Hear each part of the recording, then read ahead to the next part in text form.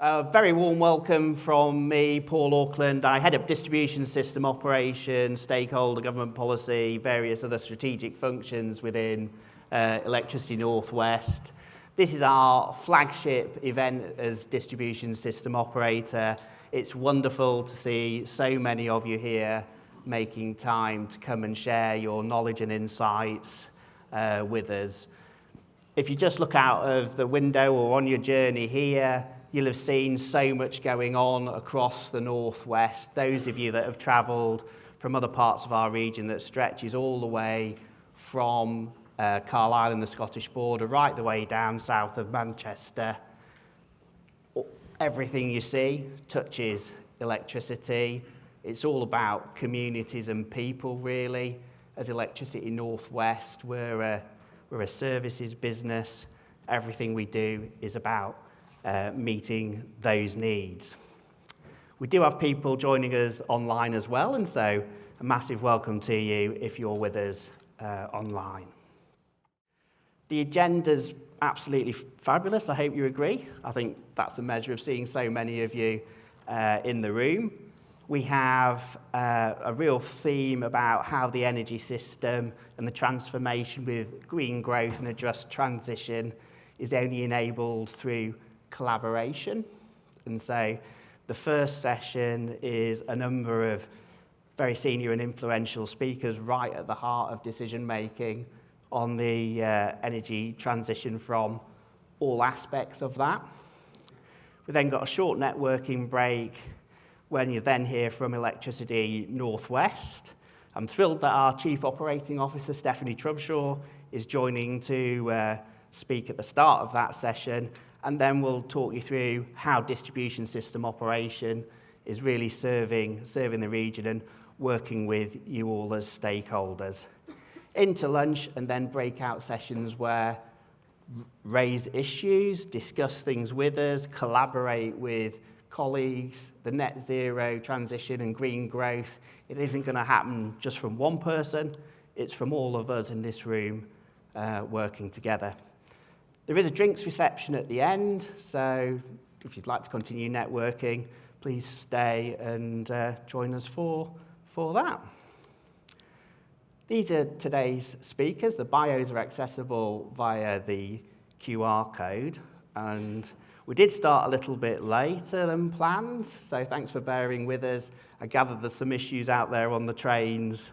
It wouldn't be a day with a Y in the week if there weren't, but we'll push on now onto the first speaker. I'm delighted to welcome Andrew McIntosh to the stage to talk to you all now on working with partnership with stakeholders.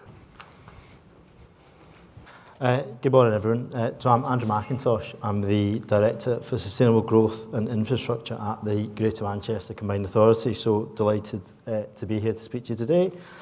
I'm on a day job basis responsible for housing planning, infrastructure and delivery at the Combined Authority. So I work with our 10 local authorities across Greater Manchester to bring forward development in the city region, but I also chair the SPENW DSO stakeholder panel, which is a real privilege from my point of view and linking into my day job and passion. So I wanted to start just with a bit of an overview of the Greater Manchester strategy that we've launched in the summer of last year. This is a refreshed Greater Manchester strategy. It sets out a collective vision for the next decade, which is a thriving city region where everyone can live a good life. Through our GMS, we make a series of clear pledges on the change that we want to see for the people and residents of Greater Manchester as a result of us delivering our strategy across Greater Manchester. This includes pledges to deliver thousands of homes and thousands of square metres of employment space across the conurbation over the next decade, all of which will be required to be provided by utilities, including electricity. So critical that we actually get the right power in the right places across Greater Manchester. And the Greater Manchester strategy underpins all my work, and Greater Manchester's developing a delivery plan as well to support the work that we do and hold the GMC and the wider system to account in terms of delivering that vision over the next 10 years. So in Greater Manchester, we want to make it easy for our partners to invest and support in the delivery of our wider objectives. So we do this through developing an integrated pipeline based around our growth locations, which I'll come on to talk about. But what is the integrated pipeline? So it's a spatial representation of our Greater Manchester strategy. It reflects the region's priority growth areas across every district, serving as a collective roadmap for development and investment. So the integrated pipeline helps us map out what we're going to build where, and doing a lot of work around when we're going to build across Greater Manchester. So how are we using it? We're using it to better inform our decision making and where we need to maximise the benefits from our collective investments. We're using it to identify the dependencies across the schemes so that we invest in the right sequence to unlock growth across the conurbation. We don't need to invest in roads to nowhere. You know, we need to work with everyone so that everybody's investing collectively and that we are all in lockstep to achieve the ultimate outcomes of jobs and housing and growth. So we're using it to inform engagement with the utility partners to support their investment decisions. I've been working with Mike Taylor and team at Electricity North West for over a decade in terms of delivering strategic sites across Greater Manchester. So this is a continuation of that good work that we continue to deliver. But we haven't decided overnight where we're going to build. We spent the last decade developing a spatial framework, the Places for Everyone plan, and using that we've developed our 6 growth locations around the major areas of development and key town centres in Greater Manchester. So we've looked to incorporate housing, employment, innovation assets and transport within our pipeline, recognising the significance of ensuring we bring all these forward together in order to drive economic growth. And the provision of power in the right places across GM is actually critical to success. So Greater Manchester benefits from devolved funding from government, and we've used that to create the Good Growth Fund. So that is initially £1 billion that can be blended to fund key priority growth schemes. And the Good Growth Fund has been used to pump prime building at pace and scale needed to address the challenges in Greater Manchester and nationally in relation to economic growth. And recent announcements by the Chancellor has enabled us to increase the Good Growth Fund to nearly £2 billion. So I spend most of my time actually working with the development community in terms of how we support them to actually drive housing and employment growth across Greater Manchester.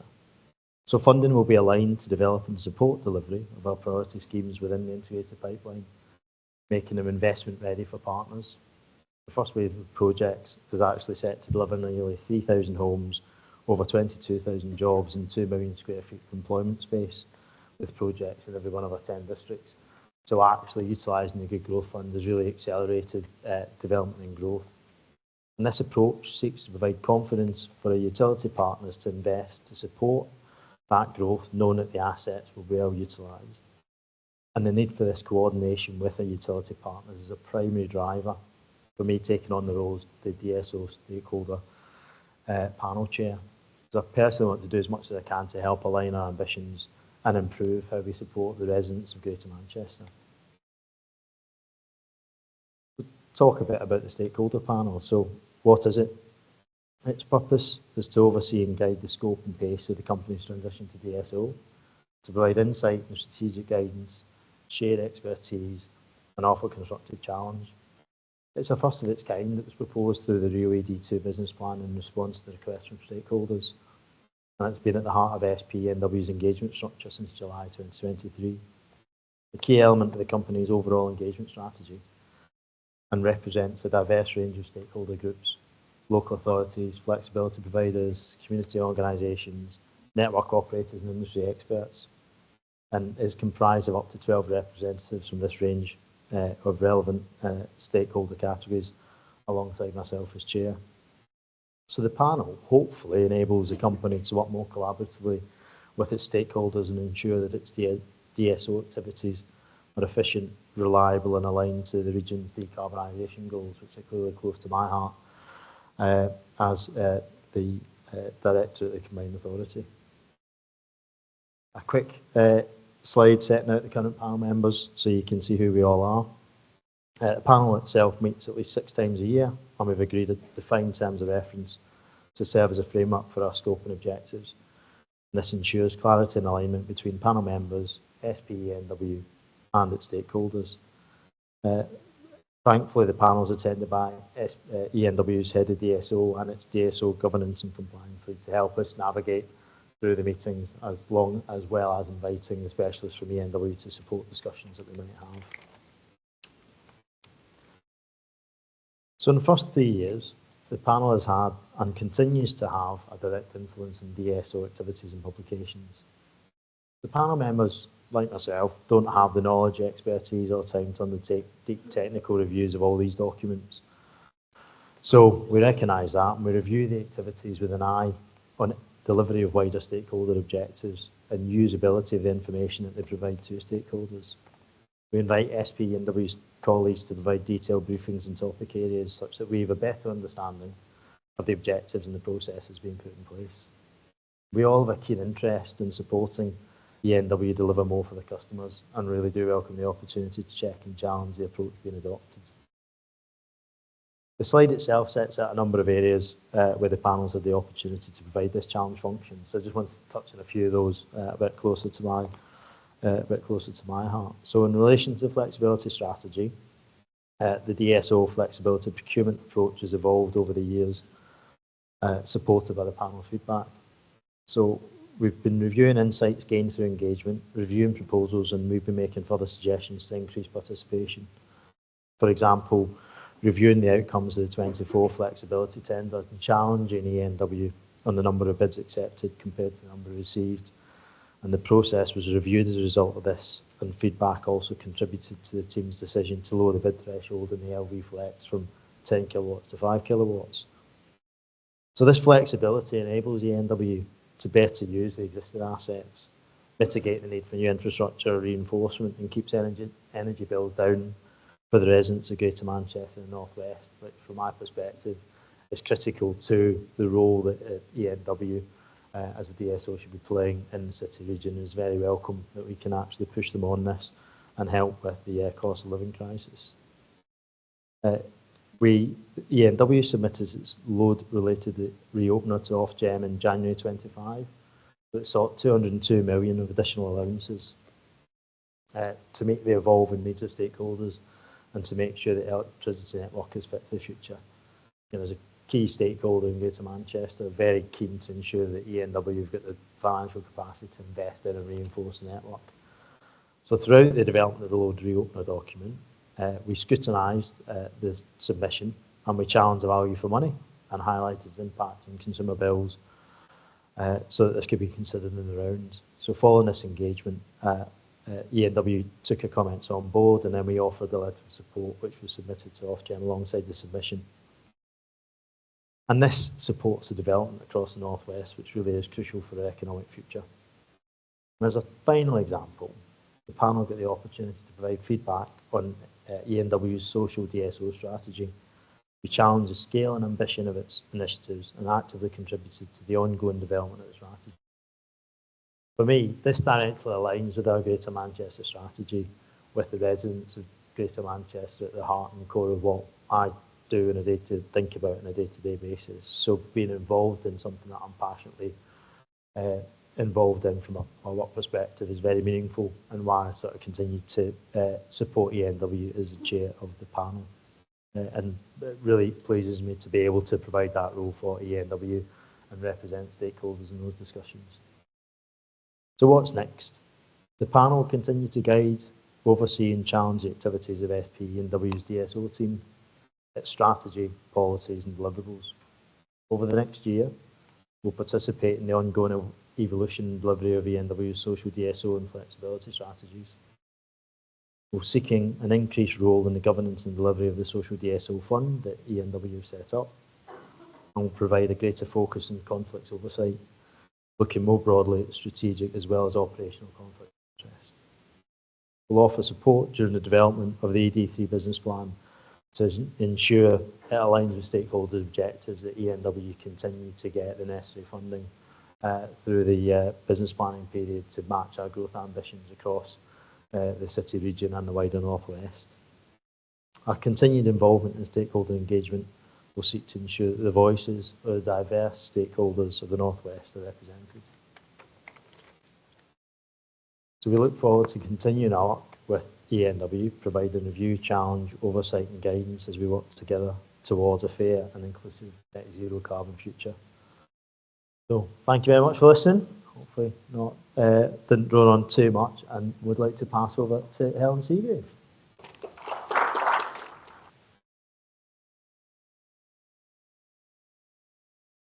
So good morning.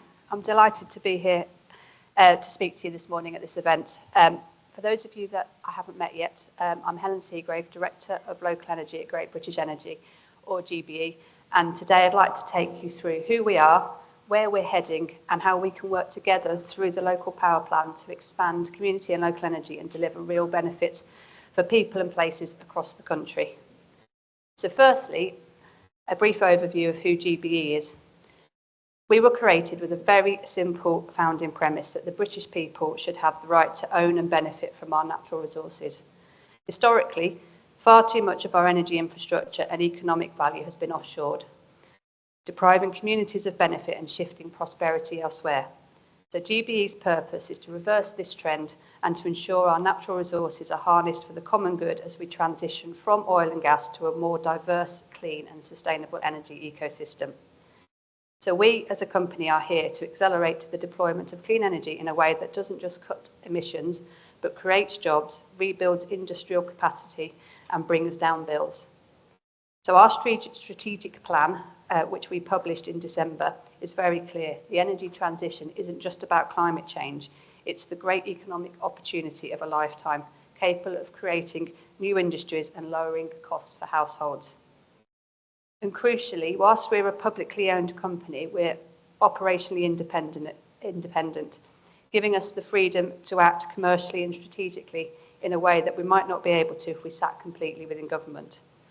And whilst GBE was technically created in 2024, and we were placed on a statutory footing in mid-2025 with the support of £8.3 billion in capital to underpin our mission across GBE and GBE Nuclear. So our mandate is for the long term, ambitious and rooted in public benefit.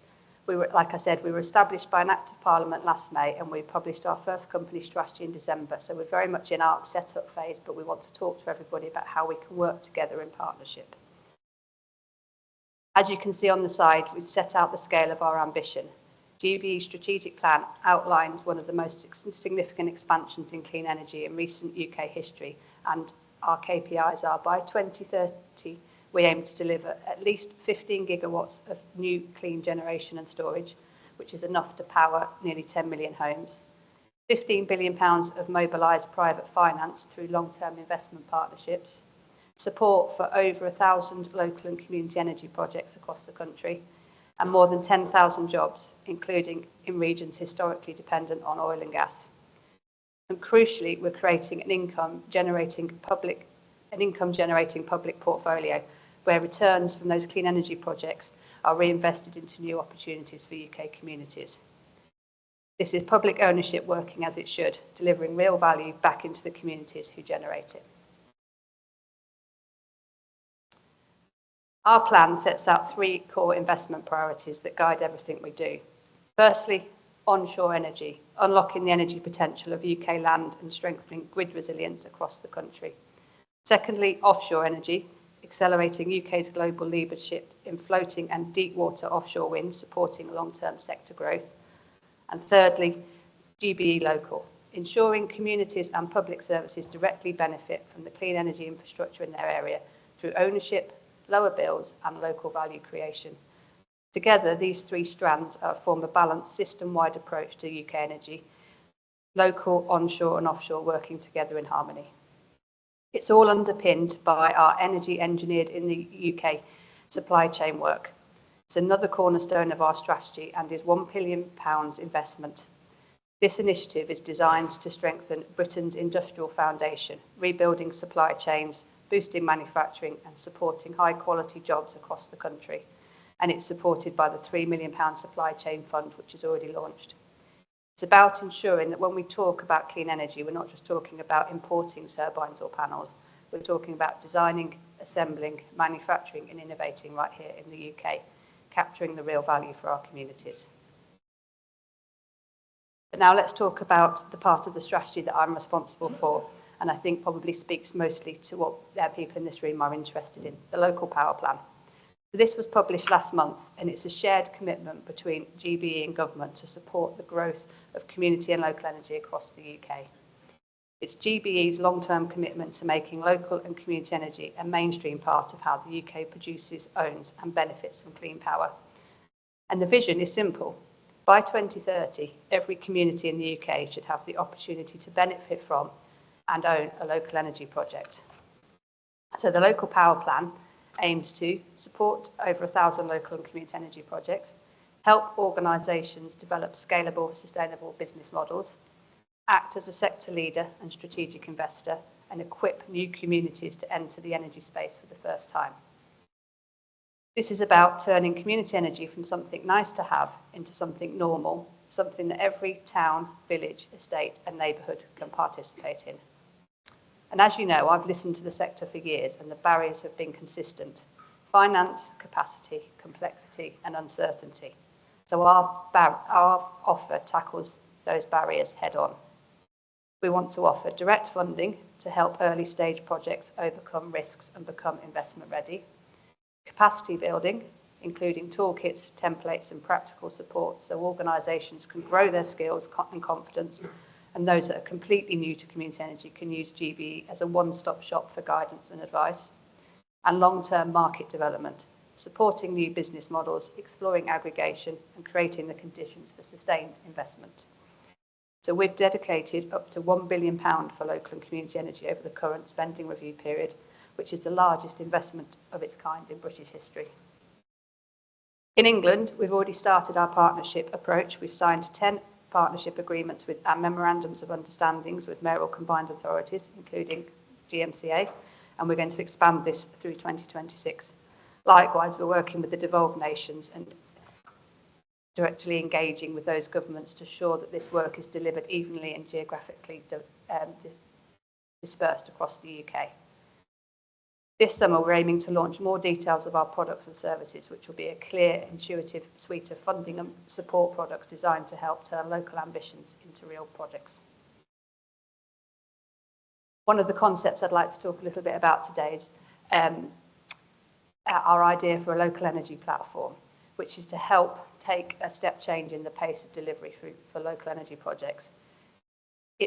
The concept is designed to be a front-end portal through which organisations will gain access to GBE local services and advice and should provide an easy route to getting practical support for developing a project. This is still at the planning stage and we'll be working with potential end users of the platform to help us develop it. I think this is also an opportunity to work with DSOs because, as we all know, all projects require grid connections, and being able to make this an easy part of the process and an easy part of our platform will contribute towards our overall aim of speeding up the delivery of projects. Many of the organisations we work with, such as local authorities and community energy groups, undertake local area planning and will need DSOs and the DSO to support us to develop these plans. Plus, I think this is an opportunity to make sure that the projects that we work with can deliver network services, creating further value to the communities that they're based in. So therefore, I think there's lots of opportunities for us to work together in partnership as we develop our plans. Delivering local and community energy is not easy, and it definitely involves partnership working. Our strategy in the local power plan shows that local energy can become an integral part of the UK clean energy mission, and most importantly, if delivered in partnership with communities and local authorities and others, it can ensure that the energy transition happens with communities and not to them. Thank you. Good morning. I'm Dan Griffiths. I'm the Head of Low Carbon for Greater Manchester Combined Authority. So it's my laser focus to deliver the 2038 ambition for Greater Manchester to be carbon neutral. A couple of weeks ago, the Mayor reiterated, and I'll paraphrase, it's reiterated our commitment to that 2038 target. To paraphrase, it was Greater Manchester has never shied away from the future, it tries to create the future. That wasn't quite how he said it, but to paraphrase. So for us, it's really important. But the key thing with this, though, is that 2038 is ambitious, and it will take all the talents to make this happen. And I think, in terms of the theme of this event, the collaboration that we need across the room here and with people outside of this room is huge. We need to bring all those talents in to make sure that we can accelerate our approach to low carbon and net zero. That approach is happening, it is accelerating more generally, and we need to capture the opportunities from it. So when I was invited to present here, I was sort of thinking, normally you sort of think about, what's the call for action, and what's the, you sort of say how important everybody is in the room, but basically everybody knows how important SPE&W is. After all, they keep the lights on. So, and also importantly, they keep the Mobos on later on, which is, I think, more important. But it's not really about whether we keep the lights on, it's about how. And I'll go back to what Andrew was saying before around our Greater Manchester strategy. We have huge ambition for Greater Manchester. We have huge ambition for our communities and for our businesses. And we need to work with partners, especially SPE&W amongst others, to achieve the ambition that we have. It's quite small there, I apologise. But we have a number of sort of key themes. It's not whether we keep those lights on, it's how we do it. We have a number of key themes with greener written across it all. So our ambition around 2038 is all written in across the whole piece there. In terms of those work streams, we can't deliver those work streams without a clean power transition. We can't deliver the kind of healthy homes for all if they're not affordable and that people can't afford to heat their homes properly and to power them properly. So it's critical that we do it in a way that provides that affordability. Safe and strong communities, Helen's talked about the community energy side. There is, we need to do this with our communities. Let's keep some of that wealth within our communities. Let's enable them to be a part of this transition. Transport system, we've got to get those buses electrified. That's a key mayoral priority. Jobs, let's get those good, high quality green jobs that our young people will aspire to go and achieve. So we need to work together on this. So it's important to sort of factor that in. In terms of how we are delivering this across GM, is we're delivering it through our 5-year environment plan. And I've realised I've highlighted the wrong line, but never mind. It's number 2, really. It's the resilience, capacity, flexibility of our electricity network. It underpins everything across the whole of this transition. And our 5-year environment plan lays out how we can deliver this. At the moment, to say it is a challenge to get to 2038, but we can still do this if we accelerate our action, if we work together. And importantly, though, it's about Greater Manchester taking that lead and trying to accelerate the 2050 ambition nationally as quick as we can locally. Let's get the benefits from that. That's the 5-year environment plan. As part of that, SPE&WL are a key partner, and we work on a regular basis with them. Let's go through how we engage. We engage on a bi-weekly, if not more. They're effectively, we'd like to see ourselves as sort of part of the same team, really, trying to deliver the same outcome. We have a forward plan. We have areas, work around local area energy plan. I'll go through some of this. The only one of which I want to highlight is the Strategic Infrastructure Board. So that's GMCA convene all those large infrastructure players and make sure that we are coordinated across that activity. Everything feeds into everything else. Nothing is in isolation. We all know that. And it's really important that we have that kind of level of collaboration. I think in terms of the net zero journey, it all really started from the local area energy planning work for me, because we were at the forefront, Greater Manchester, at the forefront of developing local area energy plans across all 10 of our authorities, and SPE&WL at the time were absolutely critical to that, providing the data needed to understand how we can transition from where we were to 2038.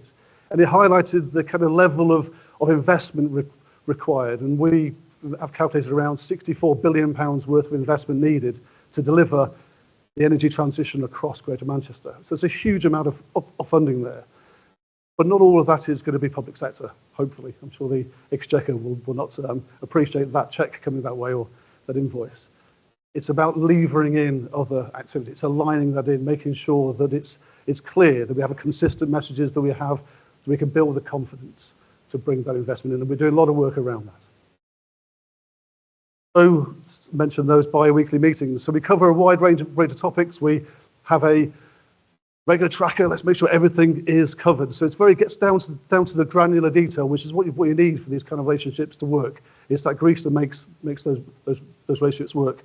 So we cover everything from, how can we enable sort of heat networks? How can we look at that sort of engagement with the DSO, and how do we make sure that we get the most out of that strategic infrastructure board?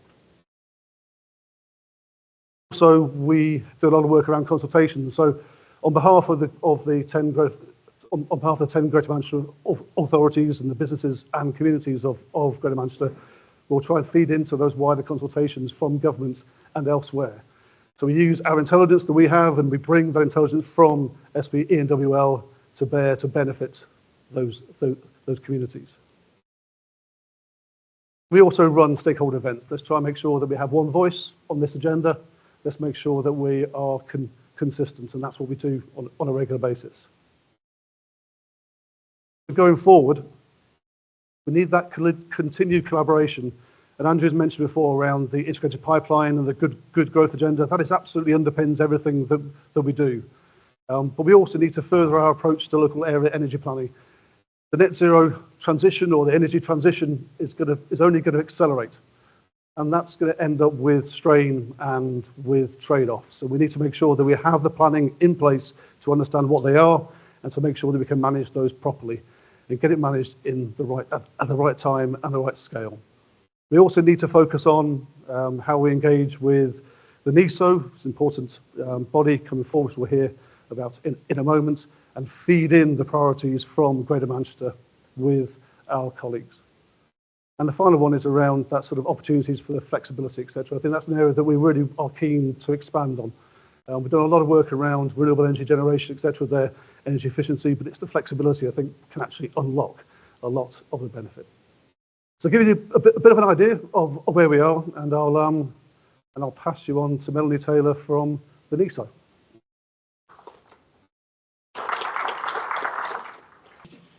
Hi everybody, I'm Melanie Taylor. I'm the head of RESP regions for the north of Great Britain. I cover Scotland, the north of England and the Midlands. Sorry, I'm a bit croaky today. I'm going to just take the opportunity, although I gave them absolutely no warning whatsoever, to just ask my team in the northwest to just stand up very briefly. Sorry about this, guys. So we've got Tom, Denzel and Rend here. So over the course of today, if you do want to speak to anybody from DSO as well, please come and speak to me. But please do introduce yourselves to the Northwest team too. Thank you. So I'm going to give you a quick overview of TRESP, so transitional RESP. Talk to you about some of the outcomes of TRESP. We published that document just at the end of January. And also a little bit about how we've collaborated with SBNW in the development of that. And then have a bit of a look forward to the enduring RESP, which is coming later this year.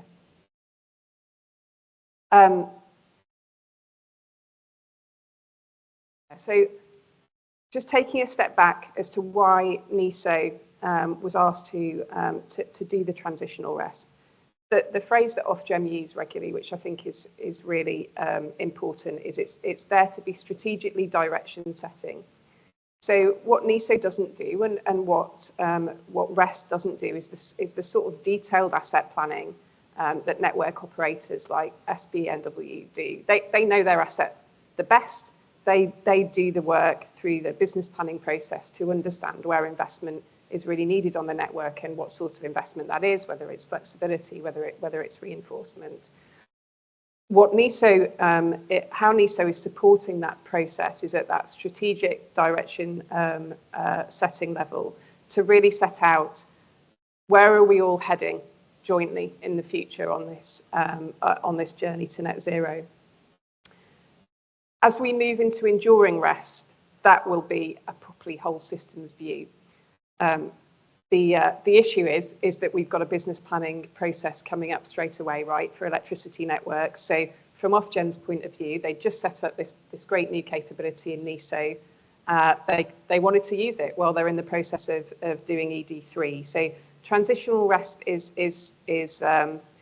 isn't full RESP, and one of the reasons that it's one of the ways that it's kind of less comprehensive than full RESP will be is it has been very, very focused around electricity networks, particularly with the goal of being able to support the networks and support Ofgem as they move into this next price control. So it serves as a transitional bridge between the two and just provides that strategic direction setting for ED3. So there's three things that have really come out of, three products, if you like, that have really come out of transitional RESP, and these will be in the enduring RESP later as well, but again, more comprehensively than we've done them for transitional RESP. So the first is there's a context in there for the Northwest. So really, it's the baseline. It's the kind of where are we now? What's the overall picture look like in the Northwest? It's very much been based for transitional RESP on national data sets and how those national data sets look within the Northwest.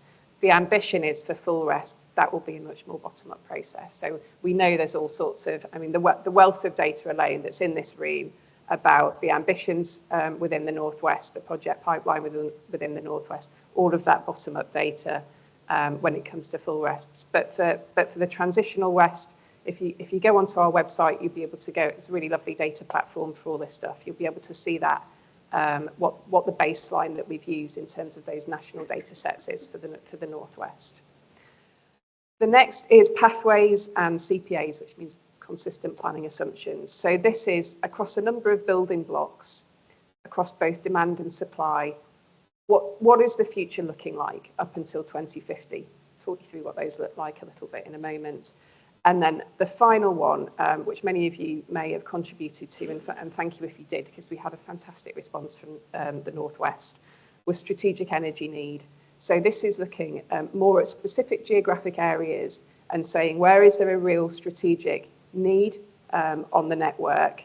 And particularly for Ofgem's purposes, where might there be within that strategic need particular areas on the network where the conditions may be so that Ofgem may want to consider proactive investment on the networks. So many of you will be aware that we have traditionally we invest in infrastructure as that need arises, and Ofgem, for the right reasons, in order to protect customers' money, have often been conservative about investing too much ahead of need because we want to make sure that customers' money gets spent in the right way. However, in order to get to net zero, just given the scale of change that we've got in front of us, that's not going to continue to work, that traditional way of investing. So strategic energy need is there to really look at where there might be points where there's a really strong case for that proactive investment. So it's not about whether we invest or not,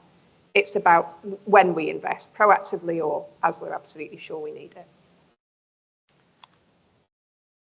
So I'm just going to, just so that you've got a sense of what's on the platform and also kind of how it links into the business planning process. As I say, this is an example of the demand pathways. So this is showing you up until 2050 just the deployment of electric vehicles and domestic heat pumps within sort of domestic demand. And the networks will use those, electricity, SPNW will use that within their business planning as the strategic direction. So this isn't street by street. It's not this is what's going to happen. It's the kind of big building blocks over that period. And the networks will take that and they'll look at what that might mean for their assets in particular. Likewise, we've done the same for low carbon technologies, just understanding what the deployment of each of those will be over those different time periods up until 2050. So you can see all of those building blocks if you're interested in going into the detail on NESO's website. So for strategic investment, for strategic energy need, rather, we have identified a number of grid supply points. So that's the point at which the transmission network and the distribution network meet. A number of GSPs where the conditions are so that we think that there is potentially a business case for proactive investment. And we've listed the top 5 there. The reason that we've listed the top 5 is that there's actually an awful lot of them in the Northwest. So I'd have to take you over a few slides. You can see the full list if you go onto the website. So again, how Ofgem is due to publish guidance for the networks shortly in terms of exactly how they're expected to use this data. But it's a starting point for the networks. They will then look at their assets and they might say, okay, yeah, that need is there, but actually also the network is there to be able to meet that need. It might be that there might be a whole range of responses that they have to understanding that, but they will now look at that as part of their business planning process. Just a quick word on how we did this. I mentioned at the beginning, it's been an incredibly collaborative endeavour, really, with the energy networks. What we're trying to do within NESO hasn't been done before, not just actually within NESO or within this country, but this sort of strategic energy planning hasn't been done worldwide before. So we're all doing it together. We're all doing it for the first time. But one of the things that's been really helpful is that many of the building blocks of what we're doing are things that the networks have been doing for a long amount of time and bring an awful lot of expertise. So this slide's just giving you a few examples of how that collaboration has worked really over the course of the last, I suppose, year actually in the run up to pretty much a year in the run up to transitional RESP. And I particularly call out actually on strategic energy need. We have been really trying within NESO, and it's not a perfect fit and it's not a perfect answer yet, to really reduce the amount of strain, I suppose, that we put on stakeholders when it comes to being able to engage with the variety of different organisations that want to engage with them. And you've heard from a number of us this morning. Our starting point for strategic energy need was to talk to SPENW about what they already knew about strategic priorities in the Northwest. And I have to say it was a real credit to SPENW in terms of we started off before we even went to stakeholders with an incredibly rich amount of data and understanding of what those priorities were within the Northwest, and that is a credit to the incredible amount of work that they've been doing with local authorities and other stakeholders over the last few years in the development of DSO. There's regular engagement between ourselves and ENW. We have a technical working group, so all of the networks kind of come together to help shape TRESP and enduring RESP as part of that, but also kind of regular bilaterals. So yeah, it's always the thing, isn't it, when you see an output of something like this, and you can go on and you can see the report, but don't underestimate the amount of work that has gone on and the contribution that the networks have made to that end product. It really has been astonishing how much we've been able to do in that first year of RESP. So that's transitional RESP. As I said, Ofgem will be producing their final guidance on how the networks need to use TRESP. I think in May, Paul. That's right, isn't it? And we will be continuing to work with Ofgem and the networks to support them through that process over the course of this year in the run-up to ED3. A quick look ahead now to I've already done that accidentally. That's what happens next. We've just talked about that. Now a quick look ahead to enduring RESP. So there is a continued period of work where we continue to work with Ofgem and the networks on ED3, but also now we are really starting to gear up to moving into enduring RESP. And this is a roadmap that takes you all the way up until 2028, when we publish the first enduring RESP for the Northwest, and the other 10 areas, but that doesn't matter for today. We are currently in the process of, many of you, and thank you so much, we knew there was a lot going on at the time that we put our consultation out, but we got a really phenomenal response to the consultation, again, particularly from the Northwest, from a whole bunch of sectors across private and public sector. We are still working with Ofgem and DESNZ to work through the changes that we need to make to methodology in response to that feedback, and there will be changes. So it won't be the same document that you saw in December. We need to submit that to the regulator and to the Secretary of State, and we're not totally in control of what happens next, but the ambition is that the methodology will then be published in the summer.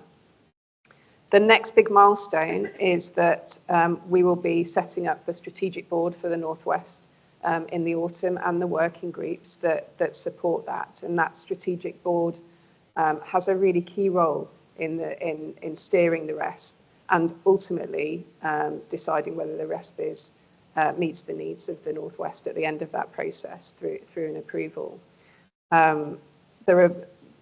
This roadmap is showing the various, pardon me, there's no point in moving away from my microphone, it's right there, isn't it? The various points of when those strategic boards will consider different elements of the RESP as we go through that process. Probably the other really key milestone to pull out in here is that milestone in Q3 of 2028 when we will go out to public consultation on the RESP. So this is a very open process, and again a kind of first of the kind process for energy. Yes, with the I was about to say the ambition, but it's not the ambition. We will be publishing the Northwest RESP in Q4 2028. Very happy to take to chat to people about everything that's on that roadmap and what's coming up. And I'll close there.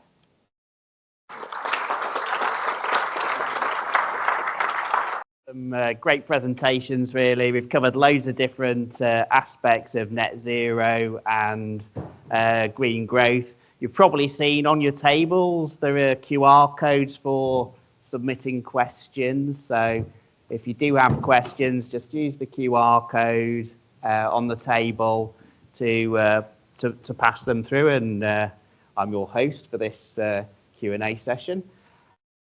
We also have a jargon buster. So, gosh, it is almost sort of jargon soup, isn't it? Every sector has its own language and things, but on every table there is a bit of a jargon buster. So if there were things there and there was one or two new and acronyms for me too, have a look at the jargon buster, and that'll kind of try and get through some of what we're talking about today. Okay, so hopefully you have got Menti working, because I'm just going to go on the technology here to see the questions. So, Helen, there's somebody, I think, really chomping at the bit to get onto the GBE local energy platform and just wondering about when it will be available and accessibility, who'll be able to use it, and how you think it might work. It's wonderful to have people out there getting ready to go. So, Helen, if you could tell us a bit more about the platform and how you imagine it working and what sort of things it'll do, that'd be great. Excellent. Yes, so thank you very much for the question. The concept behind the platform is to try and standardise the delivery of local energy projects, particularly things like rooftop solar projects, to make it easy for communities and local authorities to access both the standard templates and things you need to design and develop a project, access to GBE finance and potentially other finance, but also a delivery mechanism through hopefully a local contractor base. As I said, at the moment it's very much a concept, and we want to work with potential end users to help us to develop that, but it will be an online portal. We're developing a digital first approach to everything we do as a company to try and make things as efficient and as easy as possible. to deliver. I appreciate in the community and local energy space that things are complex and not always that straightforward, but we're trying to help where we can to get the streamline as much as possible to get projects to be delivered in an easy way. And whoever said that, if they want to talk to me about it afterwards, be happy to, like I say, work with potential users of the platform as we develop it. Dan, anything to add? Yeah, just also from a Greater Manchester perspective, we have been working with a whole host of community energy, local energy groups over the last few years, and we've supported them through some, in particular, community energy funds that have come through from national government, and hopefully, obviously, the GBE approach will take that forward. We're also committing ourselves to providing additional capacity in for the local energy and local community energy sector. So we're just working through with them currently to build capacity locally to try and make sure that that sector is ready to rise to the challenge, I suppose, of this new opportunity through Great British Energy. So hopefully that'll come through very soon over the next few months. Thank you very much. And there is a up and running Electricity Northwest social DSO fund, it's called. It's a successor to our community energy fund. So whoever popped that question in, if you are a community energy developer out there, I think you've got many of us who'd love to talk to you about how we kind of move community energy forward. So yeah, come and have a chat. Dan, another question just in terms of like the big opportunities for Greater Manchester on net zero, if you could just take us through the biggest ones that you see overall. So I think in terms of the sort of main challenges, really, I mean, we all kind of know what the main challenges are. Really, it's kind of heat and fleet. It's an easy way of reminding myself. So heat and fleet. I mean, heat is the big issue for us. Trying to transition away from fossil fuel heating into low carbon heating is absolutely vital. So we are doing a whole range of work, and we're working very closely with SPE and WL to be able to support this. So we have a huge focus on heat networks. They are very common elsewhere, certainly in Europe, especially in Northern Europe. The government is still very committed to heat networks. In Greater Manchester, we could see heat networks providing up to around 22% of the heat demand across the whole of Greater Manchester. We have 10 heat network projects currently underway, each of those focusing on the main town centres across our 10 authorities, and those hopefully will be the core of the networks that can then expand to provide that opportunity. Alongside that, we are supporting air source heat pump adoption and lower carbon heating adoption. So we have a retrofit portal currently.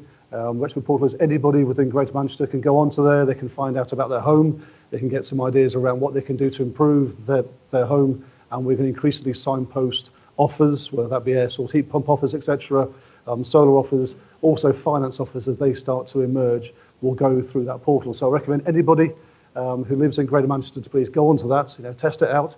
If there's any issues with it, let me know. I think it's all working very well. And over time, we will be building that approach there. The final thing which I'll say as well is we're also trying to work with industry. So we have a dedicated low carbon heat industry group led by Daikin, who are global heat pump manufacturer. So they are helping us to bring the supply chain together across Greater Manchester, so the whole value chain across the piece there. Bring that together with housing associations, with other housing stakeholders to make sure that we can really start to see what are the barriers to that adoption. So that's the heating side there. There's plenty of other challenges, but I'll put a sort of stop there. The other one obviously is around transport, and we've got a lot of work around electrifying our bus network, huge amount of work around trying to make sure that we are proactive in the EV rollout and we get that infrastructure in place. I could probably go on for hours, to be honest with you, into the challenges. But I think that's a great flavour, Dan. I think those are the two main ones. There's plenty to do, isn't there? There is.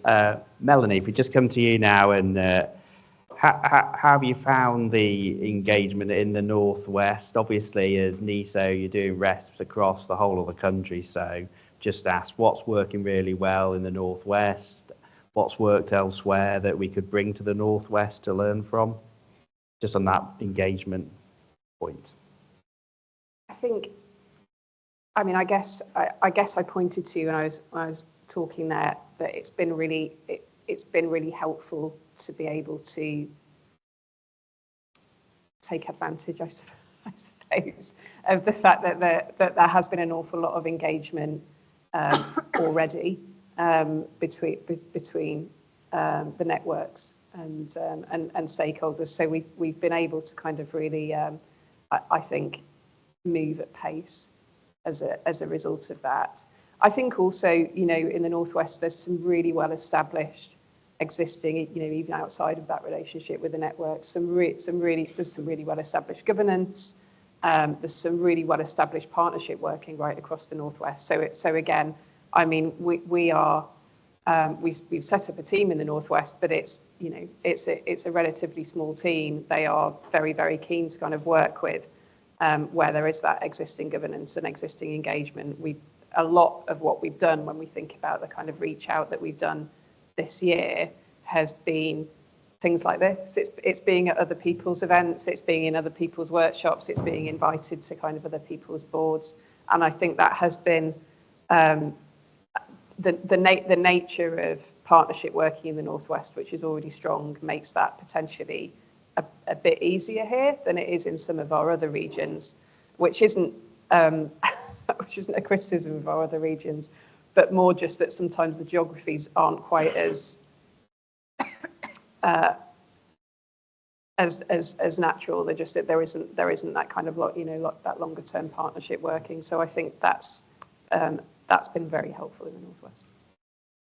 Thank you, Melanie. I've got one here that's I think give you some thinking time on, because I think for me this is an old chestnut about, does planning really help, or is it a barrier in terms of the net zero transition? Obviously, we know Manchester and other parts of our region have got great ambition to progress, but we do hear sometimes from developers and in rolling out network improvements and things, we need to coordinate, we need to plan properly, but the questioner asks about planning, so I don't know if any colleague on the panel would like to talk about planning.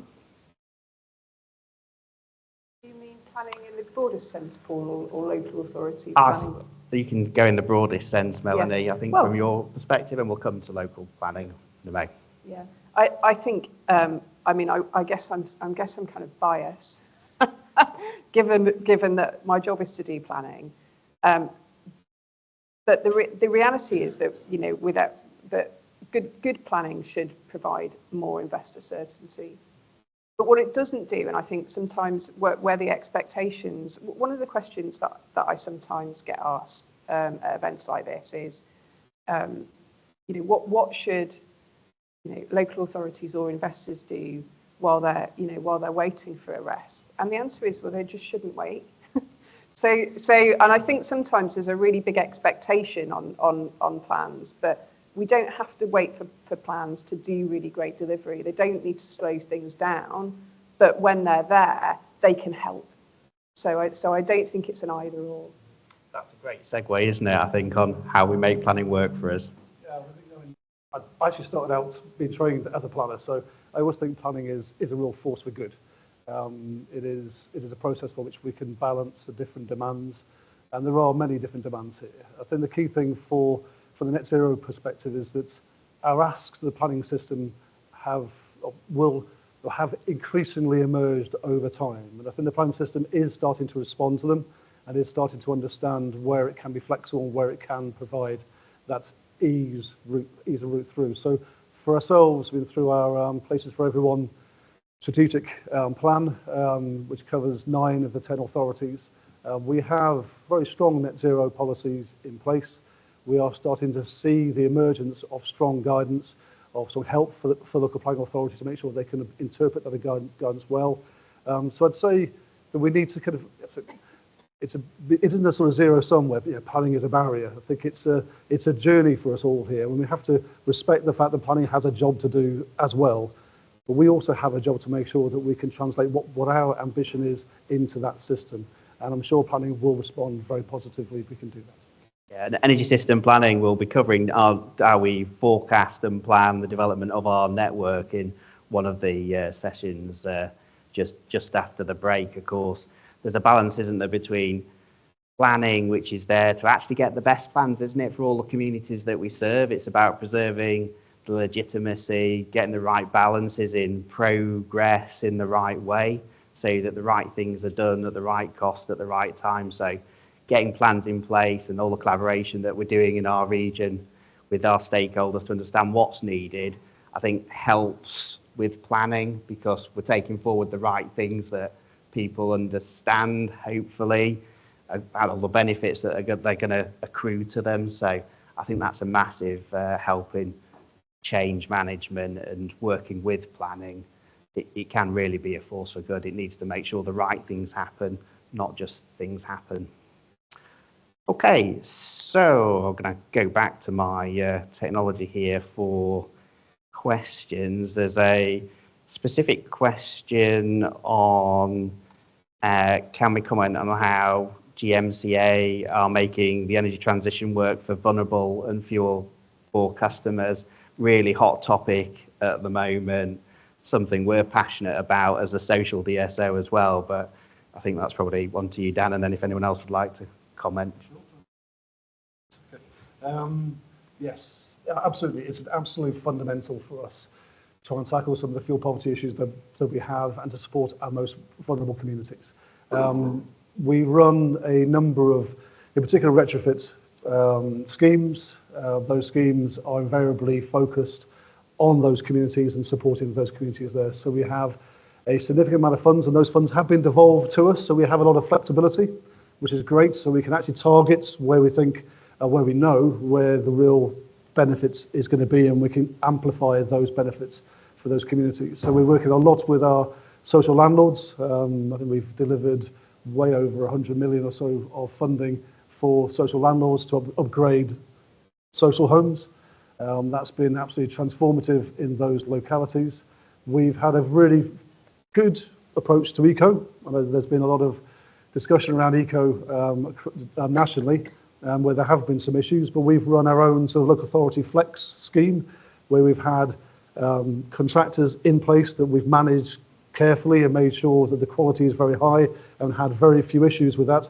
But that's engaged with fuel poor households across the whole of GM across the last few years and been really quite a very positive scheme there. And we're looking towards transitioning that, because eco is finishing, transitioning that into a local grant approach. So we have a further pot of funding which can be focused on areas of deprivation, on fuel poverty again. That's through local grant, that's getting a devolved grant to us. We are working with all 10 authorities to identify areas, and they've identified those areas where local grants will be targeted. But we are also hopeful, we are hoping that we can start to expand local grants out to provide a bit of a replacement for the eco scheme there, especially where there's referrals through from the most vulnerable, for example, those with health conditions. And we've done that previously and made sure that they can get access to that funding. So there's a real, I wouldn't say we have everything. I mean, we could always do with more money. Of course we could. We could always be bigger, we could always be better. But we have some good schemes in place which I think are making a real difference. But we still need to do more in that space.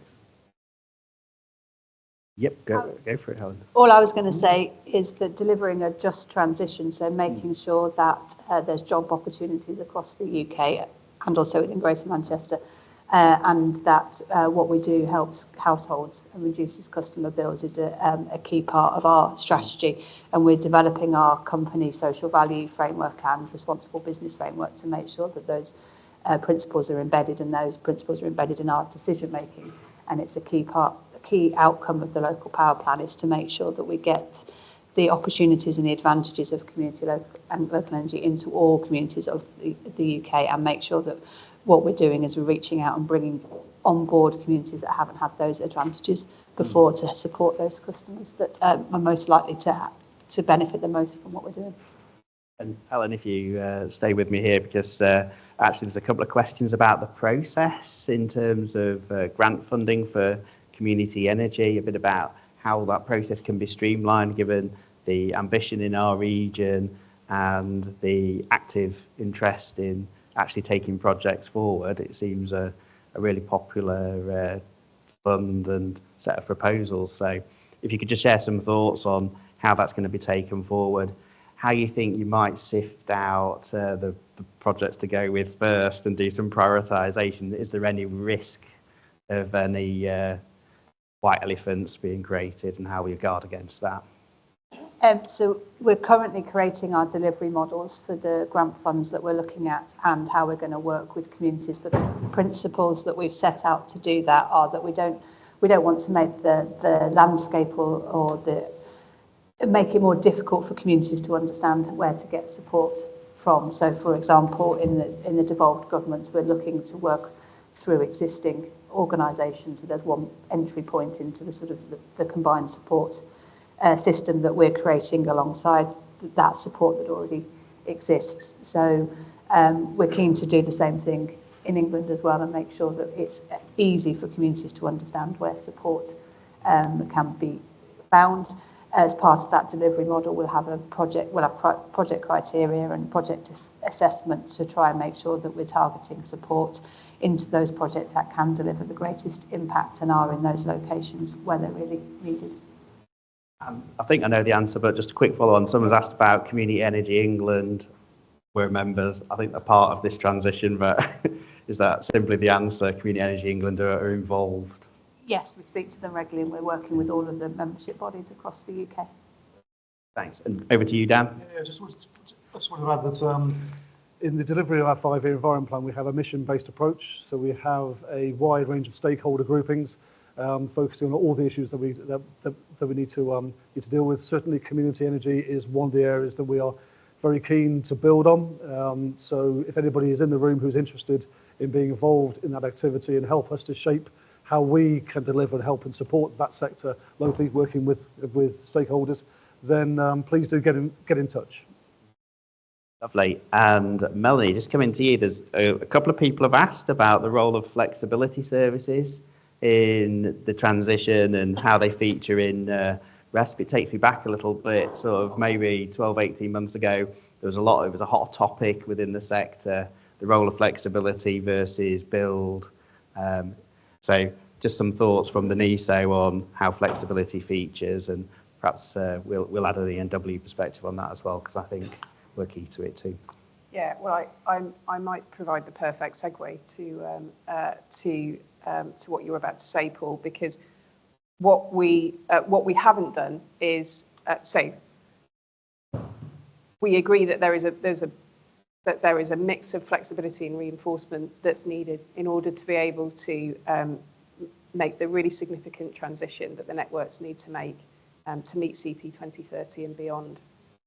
What we don't do within RESP is kind of get to that level to saying which one it is. That's very much a decision for the network. It goes back to that thing of we set the strategic direction, but then the networks come in and say, okay, this is how that strategic direction would be most appropriately met by the asset in this particular area. So I think that absolutely it does, because indeed I think that one's with us on where flexibility features in the business plan. So we've talked about a thing called ED3, which is our next business planning period that runs from 2028 to 2033. We're putting that plan together right now as SP Electricity Northwest with our other two distribution businesses that sit now within the family of Scottish Power distributors.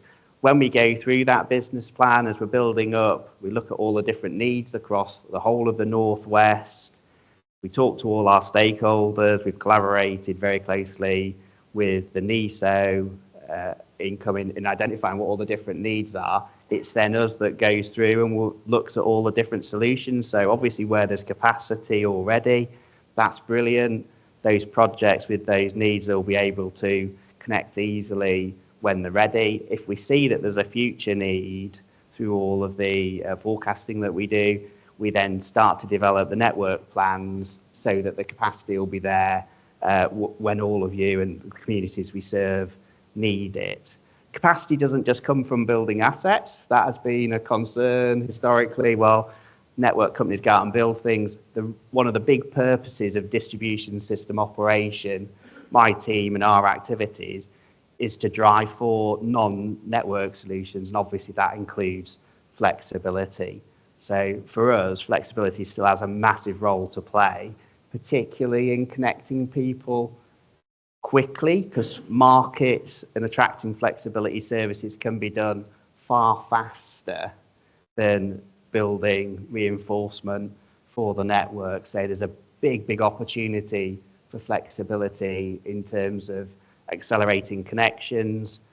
Another massive opportunity for flexibility is also operationally. So we've started doing things we call it Storm Flex. So luckily our network's very reliable, but when it is a stormy day, windy, if we can use flexibility to reduce the load on parts of the network, we can actually keep more people on through the turbulence of a bad weather event. And so flexibility is even finding brand new uses. We weren't doing that 18 months ago. So there's actually a massive role for flexibility going forward. And particularly, I mean, we've talked about energy bills a bit today and the affordability crisis that I think we're still in for our customers. News at the moment that the energy price cap, and it's not my specialist area, but I've seen reported £300 increases in annual bills and things. Well, customers being empowered to shift around flexibly their consumption from times when energy is scarce and expensive to when it's cheaper and plentiful, that's a massive opportunity. And we're collaborating, including with GMCA and other partners, on ways to help social housing, for example, access ways of storing electricity from when it's cheap to use it when it's expensive and avoid paying those high prices. So flexibility for so many different reasons is key to the net zero transition. Okay, we think we're sort of at tea break time. What we've said is we'll look through the questions, and there's just so many questions. It's great to get the interaction from all of you. Thank you, and do keep sending them through. We will produce a summary response to as many of the questions as we can in partnership with the speakers, just to ensure that hopefully nothing gets left unanswered from all of your perspectives. I'd like to thank you for the active engagement, and one last round of applause, I think, for the speakers. And then do enjoy tea and coffee just through the doors there. We'll be back at 11:40 and hearing from our Chief Operating Officer, Stephanie Trubshaw, and then we'll actually answer some of the other questions through the presentations that are coming up. Thank you, everybody, and thank you online. Welcome back, everybody. So a packed morning, lots of insightful presentations. I hope you learned some more about the net zero transition, how it's all happening in the Northwest, and how we and our stakeholders are all working together, collaborating to take that forward. Without further ado, we've been joined by Stephanie Trubshaw, our Chief Operating Officer. So just like to welcome Stephanie to the stage, who's going to talk about DSO and Electricity Northwest. Thank you, Stephanie.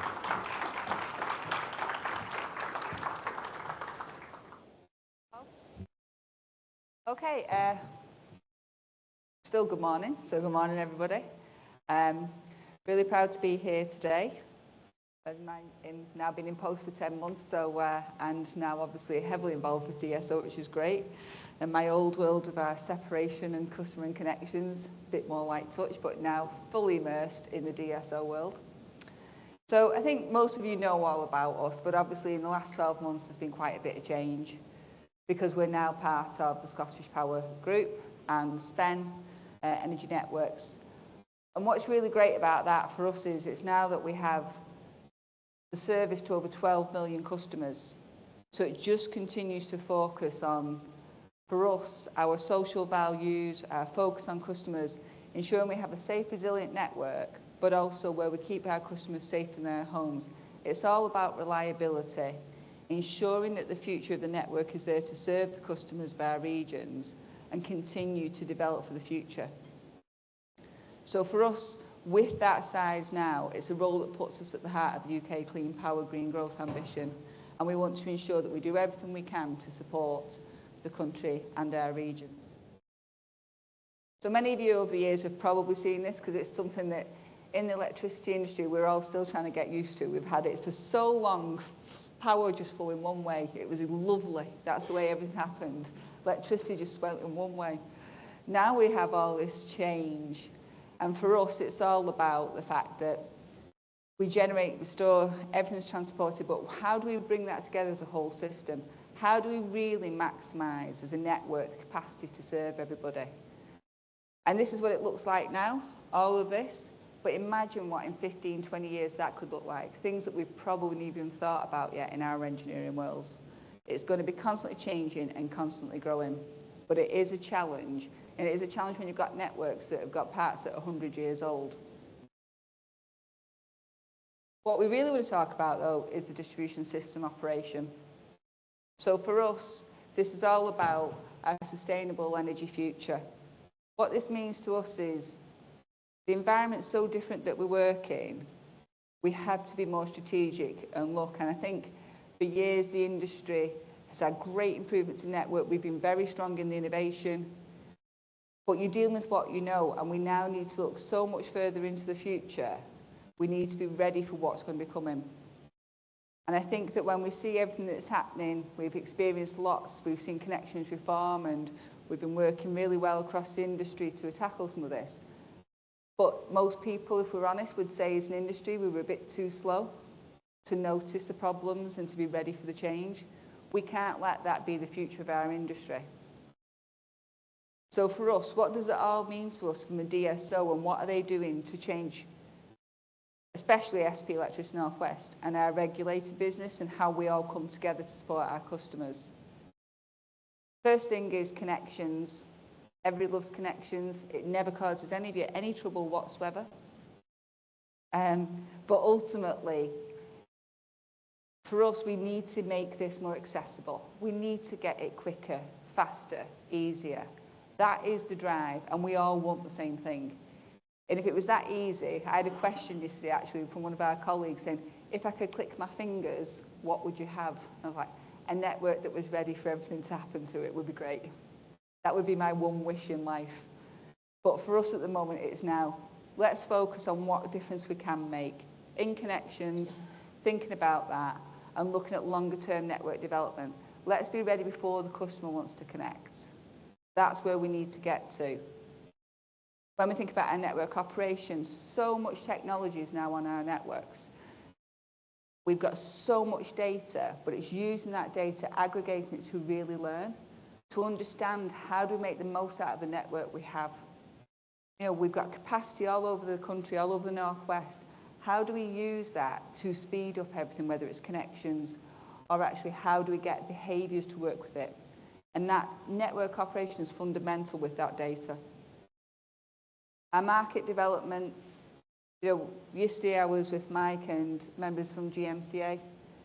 How do we use the ability to create flex? What's the opportunities? How do we use, when businesses close down, the capacity that's remaining to keep other businesses afloat? Or how do we get the best out of everything? There's ways that this could help, whether it's somebody in a home, whether it's somebody in an office, or whether it's an industrial purpose.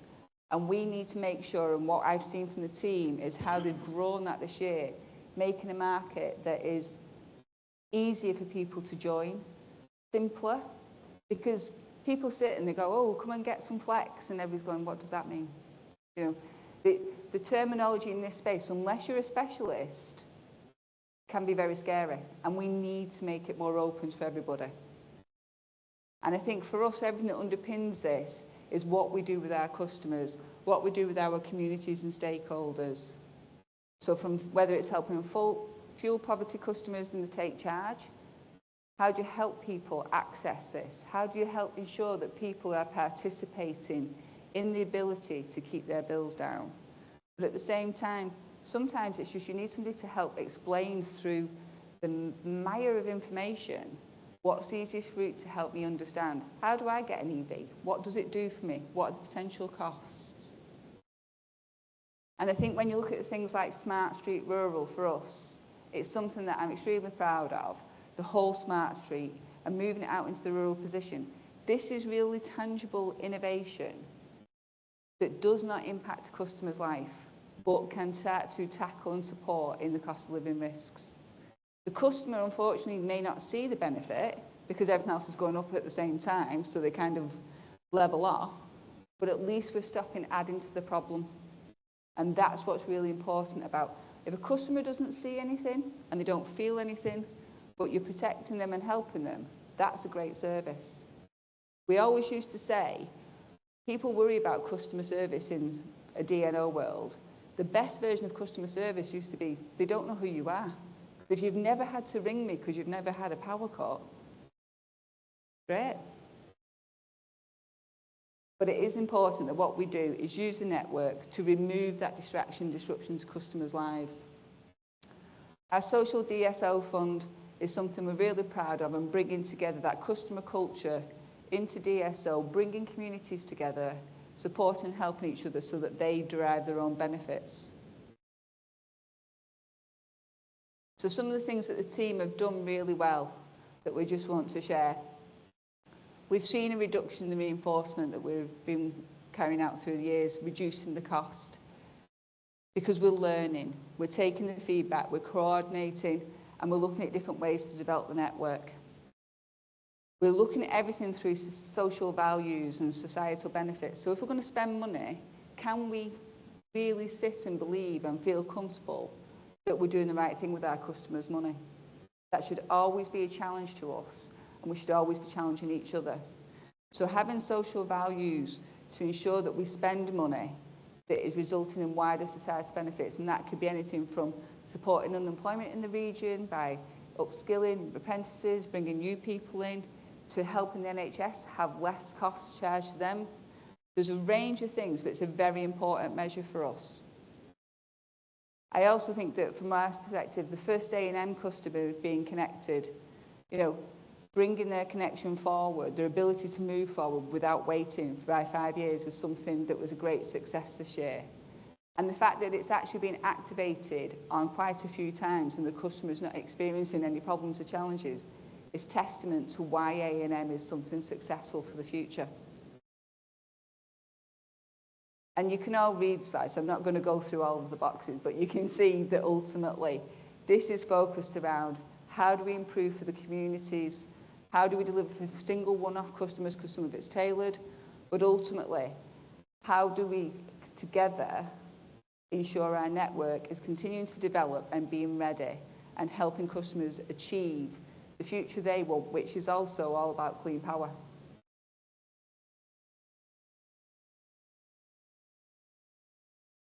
And some of the great examples leading to that, I was actually talking yesterday about the Bee network itself. Love it, hate it, I'd say the majority love it. When it first came in, there was a lot of scepticism, a lot of problems. But now, customers, to them, they ride around, it's £2. It's confident, it's secure, they aren't worried about price hikes, they aren't worried about what that means to them. The level of confidence and the reliability of that service that they get is a fantastically good news story for this area and something that everybody should be proud of. And so the fact that we're actually helping and ensuring that we keep committed to thinking of that is really important. We've, for years in this country, complained about our transport links. Everybody drives. Everybody hates sitting in the car because you're sat in traffic. Driving in and out of Manchester, it's added I'm only actually 26, but I started working in Manchester city centre and it aged me, the traffic. Right? The point is, this network and progressing into this, and when we did it with the trams and everything, it has made things far more accessible and controlling costs for the people of the North West, well, Greater Manchester specifically, but in the region. It is great. We've always looked at, whether it was Amsterdam or other countries, about the great transport links they've got. Unless we do something to be different, we're never going to be different. And that's been proven in Manchester that we can be different. Growth in the region and our role in this is very important to increase the economic growth. We want to continue the North West. We want to create jobs for everybody. We want to ensure that all of our future grandchildren, our neighbours, kids, whoever it is, have a career in the Northwest. We want to show that companies should come and invest in this region. They'll do that because they can get the electricity. They'll do that because actually there's land for sale. And it's about us joining forces and showing that we can help companies build in the Northwest. And if we can attract them, in, when you look at things like the Cumbria Ring, you know, for years people like live in a rural area, you get a worse supply. You know, if you live in Cumbria, expect to have regular power cuts or don't invest. The network can't take it. The investment now going into Cumbria, unlocking this 230 megawatts extra capacity, isn't just about that, it's massively increasing resilience as well. We're creating capacity, but increasing resilience. We'll attract people and we'll support the Cumbria growth, and ensuring that we can accelerate their low carbon transport and heating. But also in rural areas, there's a lot of people taking up on low carbon technologies.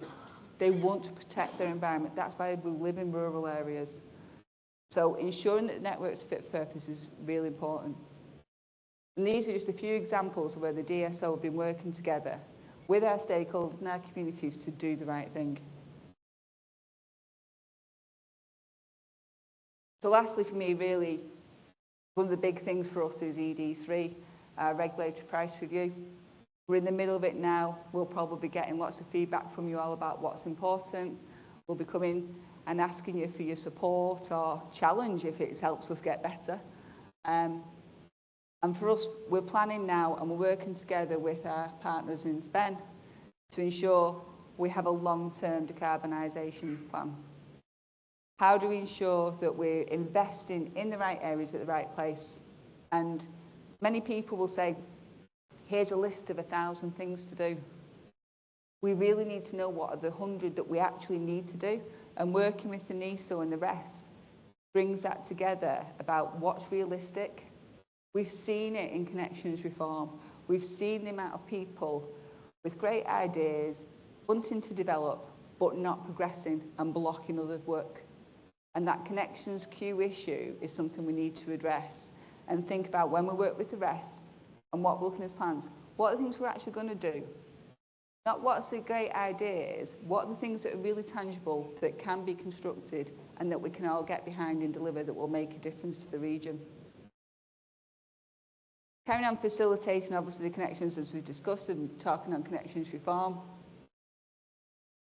We've all seen it, and we all see it now. Demand's going to be the next challenge. We can see it coming, we need to be ahead of it, and we're working very closely to focus on that. But as I say, the most important thing now for us is planning, strategically looking, because things are moving so fast. None of us will be able to keep up with everything. So we have to be able to prioritise, and we have to understand where the real developments are that will make the biggest improvement to the economic growth of the region and actually support all of the plans for achieving clean power. But from my perspective, I really appreciate all of the efforts you put in and feedback you give us. I really want to thank the DSO team that are here today for all of the challenges and things that they've addressed in the year and made improvements. And hopefully that we can just carry on working together, driving together for the same outcomes and delivering the right message and the right requirements for the North West region. So thank you for coming today and see you all soon. But before I leave, I'm going to Catherine.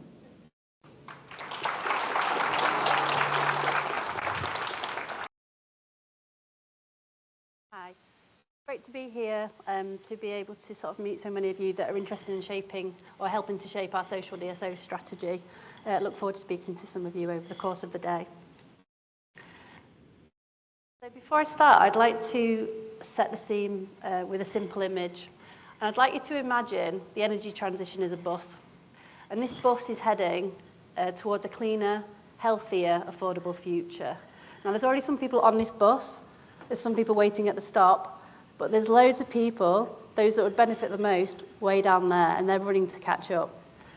And it's our role, and your role as well as stakeholders, to make sure that everybody gets on this bus. So whether that's lowering the steps, widening the doors, or adding more bus stops along the way to make that happen. This really cuts right to the core of what we mean when we talk about social DSO strategy. We want to ask the question, how can we make sure that we're delivering a transition that doesn't just work technically for a few, but it works fairly for everybody? So my name's Catherine. I'm a social DSO manager at SPE&W, and I'm going to be talking to you about what our social DSO strategy is, what we've done over the last year, and where we're going to take it for next year. Okay, so to understand our role, it's really important to sort of understand how the energy transition is sort of laying out now across the Northwest region. The map on the left-hand side shows levels of deprivation. So the darker the area, the higher the levels of deprivation. And this map on this side shows heat pump installation. So again, the darker the areas, the higher the level of heat pump installations. And if we take, let's see if I get this working. So if we look where we're around today, so around Manchester and Lancashire, you can see that those areas are facing high levels of pressure, so high levels of deprivation. And if we look at the other map, you'll see that those same communities are some of the lightest areas of that map, meaning that there's lower levels of heat pump installation. So put simply, the communities that are facing the highest pressure are participating the least in our energy transition. So when we look at these maps, what I want you to take away is 3 points really. So the first is inequality is really shaping our transition. So uptake isn't distributed evenly, and if we're not careful, we're going to leave communities behind. Data alone can't help us understand the barriers here. So it might tell us where participation is happening or not happening, but it doesn't really tell us why. So we need to be able to speak to our customers, we need to be able to speak to yourselves and get knowledge that way to really understand why participation is varying.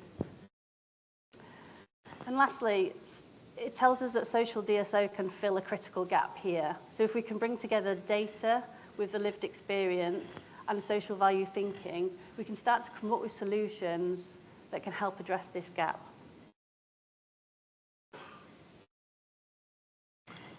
Okay, so that was sort of the why social DSO is needed, but in order to sort of understand the what, so what are we doing, it's, that falls to our social DSO strategy. So that was developed a year ago now in collaboration with our stakeholders. You asked us to focus on fairness, inclusion, and making sure, above all else, that we go above and beyond business as usual. So what you can see on the left-hand side are our social DSO goals. There's 5, and these are our sort of guiding principles when we're looking at activities. Delivered over the last year, I'll just take you through each of the goals.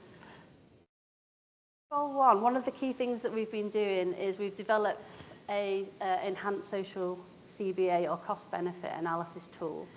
And this really helps us to quantify the wider social benefits and really use that to target investments either earlier or smarter into the areas where we're going to create the biggest impact. For goal 2, Steph mentioned smart streets. So this is our homegrown voltage optimization technology. So smart street, like Steph says, has been around for a while. So it actually delivers about £50 worth of bill savings per household per year, and up to some 130,000 houses. But through social DSO, we've been helping to guide the deployment of that. So looking at where we can prioritise smart street to those areas where vulnerable low-income communities are. For goal 3, so also mentioned our social DSO fund. So over the last 6 months, we've invested in 6 projects. So invested about £110,000 in 6 projects. When those projects are completed, that will see solar and battery systems installed in the NHS, schools, village halls, even a community swimming pool. And that really gets to the heart, I guess, of local life. So we're making sure that the investments that we're making are really having that maximum effect at the local level. Goal 4, so we've been focused on making sure that people and organisations have the confidence and the knowledge to be able to participate in the energy transition. So there's quite a few things going on in this goal, but To give you an example of some, so we've, with Partner Green Economy, we've developed a training program called Empower, which is about helping local authorities address some of those barriers they might be seeing with local area energy plans. We've also launched a low carbon technologies readiness toolkit. The Flex team are working hard to try and widen that participation. So for us, that involves reducing the low voltage threshold level, but also trying to simplify that process to make it easier for community groups and public sector organisations to be able to access Flex. And lastly, we're also working with our DNO team, Take Charge. So they deliver free and impartial energy advice to vulnerable customers all across the region. In the last year, I think they've helped 24,000 individuals. So we're working with them to enhance their offer. So we're developing the suite of net zero training materials that will help demystify low carbon technologies to some of those customers and hopefully increase uptake. And then lastly, we're really proud that we've launched a partnership with Energy Cloud Foundation. So they have a clever bit of tech that they use to use surplus renewable energy to heat hot water tanks. So we're looking to partner with social housing providers so we can tackle fuel poverty at that local level. And that's really sort of a nice example of how, adding a social lens to things can, really focus that targeted support. So I've gone through what we delivered. You might want to ask, has it done any good? What's that impact been? And this slide really sort of sets that out. So we have started using our social CBA to start to capture some of the impacts that we're making as a team.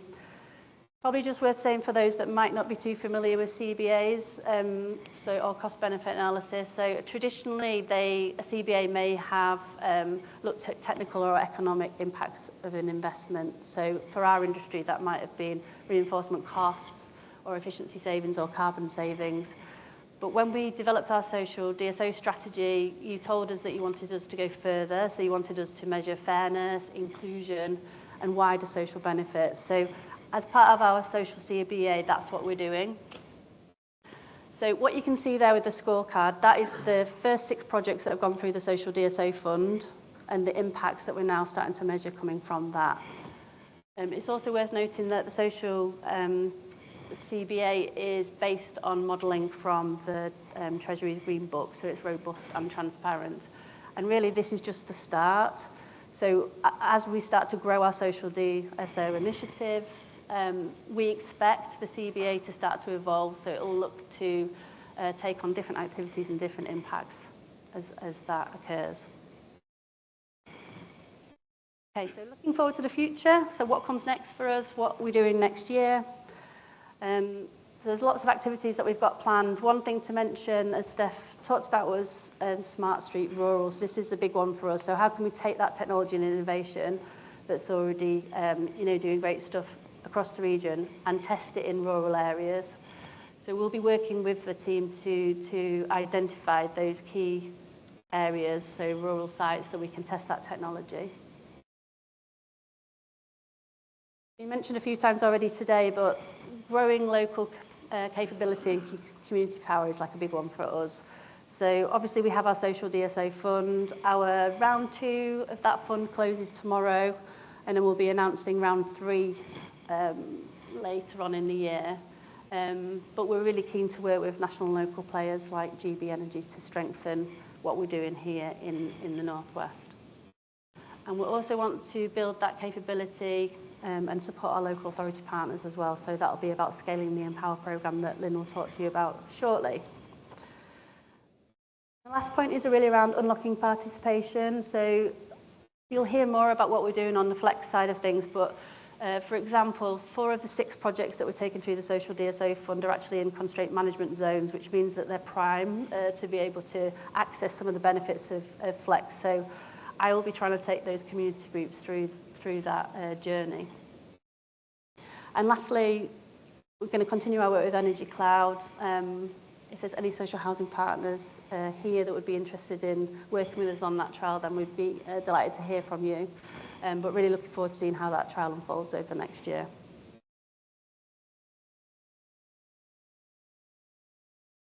Just in terms of final messages then, so I said at the start that inequality is shaping the energy transition, and if we don't focus, the people that need it the most are going to be left behind. Proven that year one of our social DSO works, so we've delivered fairer investments, targeted support, community partnerships, and tools that can make participation easier. To scale, we need to embed fairness, because this isn't just a technical challenge, it's a fairness challenge too, and we need to sort of remember that. And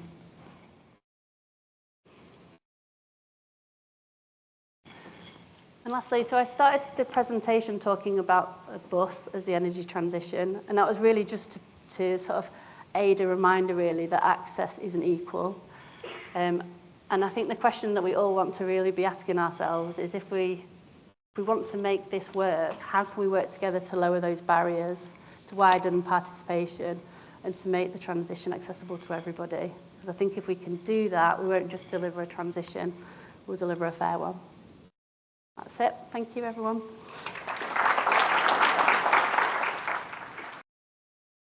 Well, I'm Christos Kaldas. I'm the capacity strategy lead with the DSO team. And I'm going to talk to you about forecasting and coordinated network development. So forecasting is one of the big functions in my team.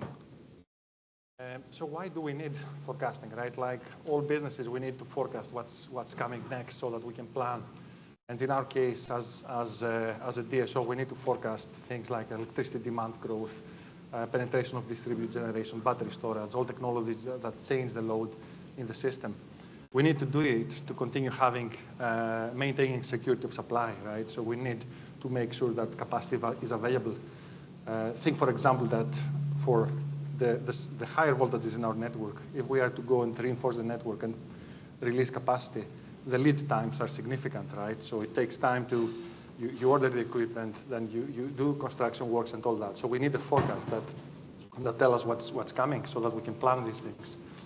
We also need to do what we would call an economic network development, right? So this is at the core of what we would call engineering. Engineering is around finding the right solution at minimum cost. So we need to find those solutions. So we need a forecast to understand when and where we need to release capacity to facilitate these plans. And we also need to do it in a coordinated way across all energy vectors. And you heard Mel Taylor this morning talking about the TRESP and RESP. So we need also to forecast, to share granular forecasts across multiple demand generation components to the NISO, to the coordinator of whole system planning, and tell them as well. And the same applies to local stakeholders. I mean, we use all this information to plan our networks, but there is a lot of tons of data that we can share with our stakeholders, and they can have better informed plans.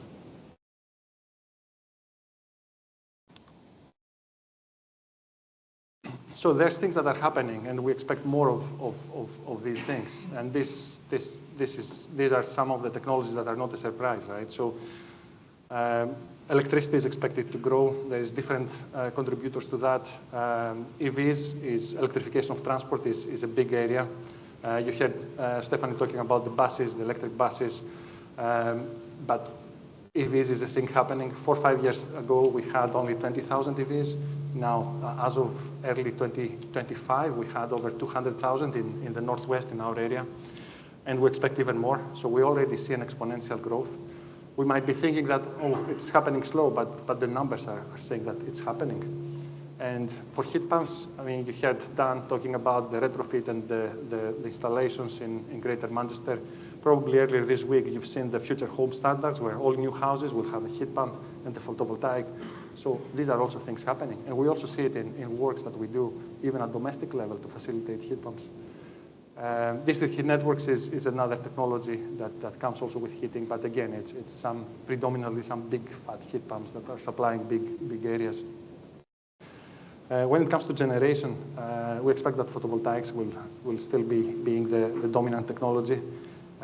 We have a lot of capacity already connected to our network. If you think that across Northwest, the peak demand is around 4 gigawatts, so 4,000 megawatts, we have installed capacity of 1.6 gigawatts of photovoltaics, and we expect that to go over double. Battery storage is a key technology as well. It's really required to be combined with the stochastic generation that comes from wind generation and photovoltaics. You heard people talking earlier around the benefits for bill payers, that they can charge them when electricity prices are low, they can be discharged when electricity prices are high. So it's really a key technology.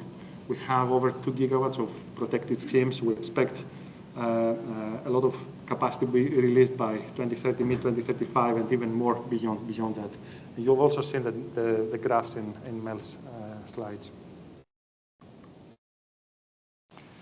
So we produce a subset of our forecast is gathered and published in the distribution future electricity scenarios. We have nearly 50 data sets. They cover all demand and generation components across different granularities. So you can go down to low voltage substations. You can see them at sub-transmission level. You can find also information around the future of flexibility services. You can find more information, and Paul George will talk to you soon around the tenders, the flex tenders, but in DFES you can see pretty much how flexibility needs are moving in the longer term, and there's definitely a need, an increasing need for more flexibility, and there's more use cases. The new thing this year is, last year we introduced modeling of district heat network across a more systematic way in longer term across the whole of the region. This year you can see new things like electrolyzers, but the real change is that you can find all of the data sets in the open data portal. So there's data in different parts of our website that you could find in the past, but this year you can find this, and Dan Wilson will talk to you after me on how you can access all our data sets. So we believe that our DSO forecasting is really industry-leading approach, and this is for 3 reasons. One is that we try to make best use of the best insights that we have as a DSO, right? So it's things like we know where applications are made. We engaged through the last 2 years with all local authorities and their developers, and we understand around over 400 plant development areas in the longer term, what is coming, how certain they are, the mixes and all that. We also understand through the exchange of information with local stakeholders around how this allows them to revisit their plans, refresh them. So they fine-tune their plans and they have a direct understanding of all that and the direct engagement. So this is reflected in the forecasts.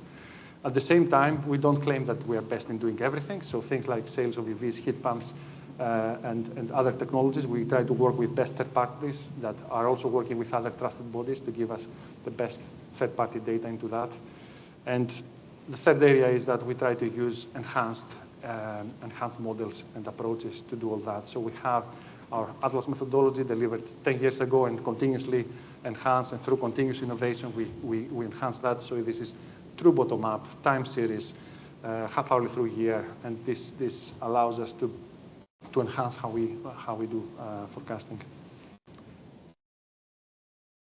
So you can see we are going to publish very soon our next DFES, and there's more data coming, and you would see a lot of information there in terms of a couple of high-level points on electrification of transported heating. We have high certainty on the electrification of transport being the dominant path to decarbonize the sector. We have increasing certainty on heat pumps, so we know that the counterfactual in the longer term could be hydrogen around industrial clusters, but we have also increasing certainty that electricity is the main path for that. Importantly, these DFES data, 40 data sets were submitted to NISO as part of this year's TRESP, and we got the results, but NISO did the processing, the adjustments, the results came back, and we are in good confidence. The result shows that NISO has good confidence in our forecast as well, and this is reassuring for us. So yeah, this forecast will fit also in our ED3 plan that Paul talked about, that is around the next regulatory period. So it's important to understand that these are forecasts that inform the future of the network to facilitate these technologies. You heard Mel Taylor this morning talking more around TRESP. So this has been a new process where we engaged extensively with stakeholders. We made a submission in June. We had feedback from NISO, then resubmissions. We're proud that we had the highest number of areas across any other DNO in the country. We had also a big success rate on the things that we gathered from the stakeholders, processed with their help, and we submitted. And we're now in the process of finalizing TRESP, working closely with NISO and our stakeholders so that it's a successful process that makes sure that all critical and strategic local developments are reflected into our business plan. And in terms of, so what, try to bring a flavor of just a practical example of among several on how a forecast is bringing value. The use of the forecast brings value into how we do things. This is the case of having, this is a case in Greater Manchester. We had new developments. We know that there is LCT growth coming as organic growth across the customers in the region, but we had specific developments, I mean, a district heat network in this case, combined with connections activity.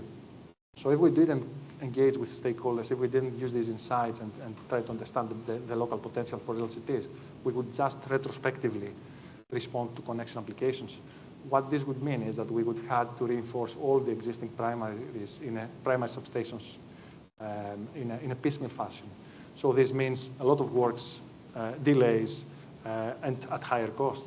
So this is, I think in this case, we have just over 20% savings by doing this more coordinated way, which is to consider all that, use the forecast, and making a decision to install a new primary substation, transfer load across all other substations. So this means faster capacity release because we consider this information ahead of connection applications. Faster also because there is less volumes of reinforcement works. Lower impact on bill payers because it's cheaper on a KVA released basis, and early kickoff of constructions because we can start straight away. So again, this is more like an overview of forecasting and how you can use it. The DFES, our data, insights can be accessed online. Get in touch if there's any further information you want from us or surgery sessions to explain things. And with saying that, I'll now pass Paul George to talk to you about A&M and flexibility.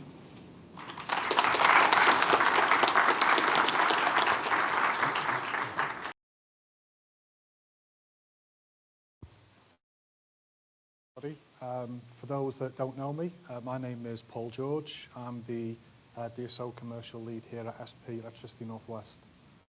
For the next 10 minutes or so, I'm going to talk to you around two solutions that the DSO team manage and leverage in terms of optimizing the performance of our network. Before I go into those two solutions, I just want to recap on some of the things that we've heard already today in the room. I think the challenge that we're trying to solve within DSO was really crystallized today from the different speakers that we've heard from, be it NESO, be it GMCA, be it from Steph, and again, more pertinently from Christos. So what the network is seeing at this point in time is this shift, this evolution from kind of a passive one-way system into this multi-directional power flow. We're seeing much more low-carbon technologies wanting to connect to the network. Some have already connected to the network.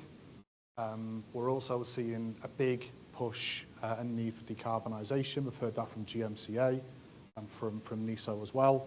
And that really crystallises kind of that perfect storm for us in terms of how we manage our network, but more importantly, kind of how we evolve that. It's kind of the key challenge for us, put simply, is that it's not just around kind of building the network out. It's building that network capability in a very intelligently, very kind of flexible way, which is very reliable and focused on that decarbonisation.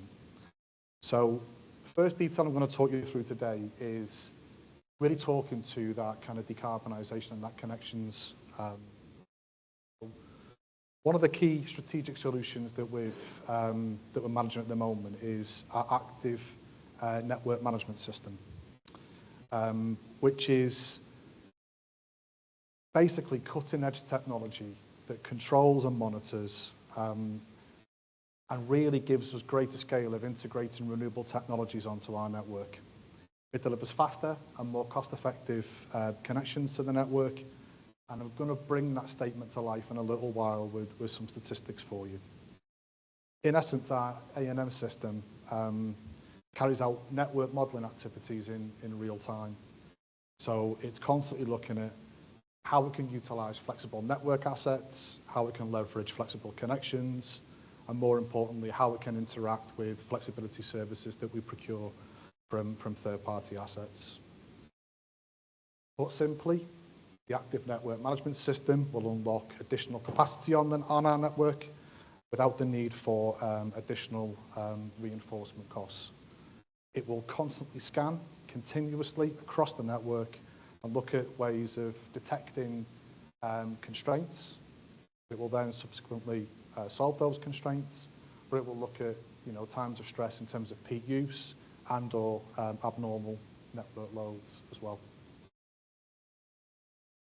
The system enables us to really monitor and control distributed energy resources, or DERs. It allows us to interact and talk with those DERs on the network and essentially limit their import and export capability on the network if there's a constraint detected. So we're really optimizing the assets that sit on the network. It's also, as Christos mentioned, about the freeing up capacity aspect. So how can we accelerate connections through the connections queue as well? The A&M system will basically react to network events. So there's a number of kind of items in which we'll be looking for, where it's around understanding the things that are connected to the network. It will be aligning the DERs with the import and export capacities. It will be indexing those DERs or connections with also the connection agreements as well. So making sure that nothing's exceeded, doing all this invisibly. And what we're doing with this is that this kind of invisible kind of autopilot of the network is making sure that it's very seamless. No one can see the impact of it, only the positive impacts. And it's doing so also to preserve our existing network assets as well. So the asset health being really kind of key to us, because we have to keep replacing assets. It's bill payers' money that we're using to do that. So again, it's thinking about that impact and minimizing the impact on the bill payer. That's a little bit about what A&M is. And the next slide kind of goes through some of the benefits of A&M. But I'm going to hopefully try and bring it to life with a real-life case study for you. So we can talk about kind of different benefits, kind of, conceptually. Having deployed this system, we have actually delivered some significant benefits, not just to the network, but also to the customers that are connecting to it as well. So after the system went live in April 24, we went through kind of an incubation process of doing some testing on the A&M system. Where basically we had some live testing with a battery storage which is connected to the network. And we simulated some network overloads, basically. So increasing demand, increasing generation on the network. And we were basically creating kind of artificial constraints to see how A&M could resolve those constraints for us. So the A&M system successfully sent signals to curtail the battery and then optimize the constraints as conditions change. So it was that kind of dynamic aspect of curtailing, releasing the battery performance on the network. And ultimately as well, we then sent a trigger to say, look, we've got a process where we now need flexibility services on the network. Can the A&M trigger the battery to provide that resilience and flexibility in a particular period of time, which we had a constraints on the network? And again, we ticked that box as well. So thinking about the overall performance of the network and thinking about the delivery of flexibility services, we achieved that. And that then really paved the way. I think Steph touched upon it briefly in her slide, in terms of the A&M system went fully live with our first connected customer in November 2025. This was a 30 megawatt operational energized battery site. And we accelerated the connection to the network, I think it was 5 years. But basically, some of the other statistics are probably more impressive on this one. So without the need for network reinforcement, we saved the customer about £2.3 million.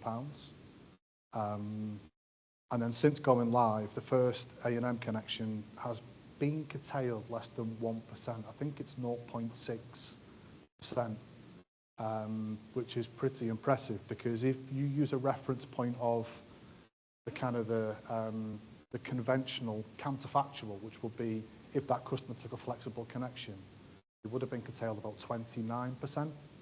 So overall for the forecast for the upcoming year, that particular customer, that particular battery site, which is based in Withington, is, I think it's due to save about 76 gigawatt hours of curtailment against that connection. So again, it's not just thinking about the network impact of A&M, it's thinking about what this is delivering for our customers and that whole system benefit piece as well, because that battery site will undeniably probably be providing balancing services for NESO and helping that whole system output as well. So we're playing our part regionally in terms of delivering for the wider UK energy system as well. So that example that I've just shared with you is really down to one of my colleagues who isn't here today to talk about this. And he's been very diligent and determined in kind of getting this first connection out. We are really excited about kind of how we replicate this across different parts of our network. There's massive potential for customers. We want to use this technology to unlock that for our customers and help deliver for the wider UK energy system. I mentioned about some of the benefits, and again, some of these might seem kind of superficial, but that real life case study that I've talked you through is testament to the benefits and just the whole kind of holistic nature of how we integrate different technologies into our network is key. So we've talked about the cost saving aspect to it. I think more broadly, it's not just from the battery side, but the customers connected to that part of the network. It avoids any kind of blunt restrictions if there's any constraints on the network. Like I said, it's all invisible behind the scenes. No one's really feeling the impact of it because the autopilot kicks in. We're also seeing the network running within safe operating limits again, which is key for us. Again, preserving those network assets. Again, minimising the impact of the bill payer is really key for us as well. So if we can save costs on not just the connection to the network, but more broadly just the overall running of the network and not building out assets across the network, then that's key for us. And again, as I've mentioned, A&M's been critical in terms of providing those whole system benefits to NESO as well. So just a quick whistle-stop tour in terms of our A&M solution. Like I said, we're looking to really deploy this across the breadth and depth of our network in the coming months and years. So this is going to become much more prominent. And I would imagine next time we speak at a DSO conference, there'll be additional case studies to share with you and some real tangible benefits that it's delivered.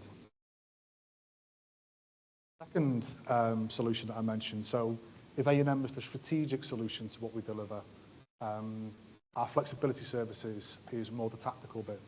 And since we last met at our DSO conference in October, the team have been really focused and really busy in terms of we understand what we do.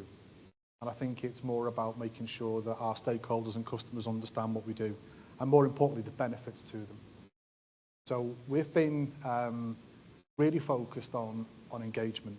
So we've been engaging with a broad range of stakeholders, be it existing flex providers, be it potential flexibility providers, and those flexibility providers can be a range of aggregators, be it really international big players in the space. It can be really local technology-focused aggregators. It can be industrial, commercial, retail electricity suppliers. It can be domestic energy suppliers. Catherine touched upon the social DSO bit and the importance of us delivering our strategy in terms of those community energy projects. They've been traditionally more difficult to lean into for flexibility for a number of reasons. It could be lack of understanding, it can be lack of resource. So again, we've done things to link into the work that Catherine's doing in social DSO to really extract flexibility from different pockets of our network. I think the key thing with the engagement is that the remit that the team and I had was, it wasn't just about speaking to people so they can stroke our ego and say, you're doing this really, really well. The key thing for us was extracting the insights and the things that we need to do better, do more of, do less of. And if there's things that we're not doing, what are they? So again, it's really been about how can we bring new flexibility providers to the table, but more importantly, how can we, the existing flexibility providers, how can we keep them at the table and keep them turning up with flexibility for us, keep them coming back with more flexibility for us, and that's been the overall objective of the things that we need to do. I said that the key thing that came out of this was it's not so much what we're doing, it's more how we're doing it. We're doing the right things, it's just how we do them now. That was what we leaned into the flex providers to give us that guidance. And the two themes that came out of that engagement were products and data.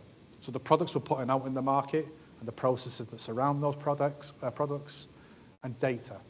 So we as a team produce reams of data.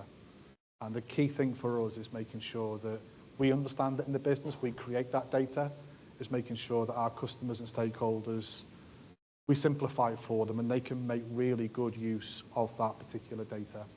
So they were the two kind of themes that we focused on. And our work over the last 6 months has been really focused on delivering under those banners, new products, new processes, and how do we enhance and enrich existing data sets or indeed create new data sets.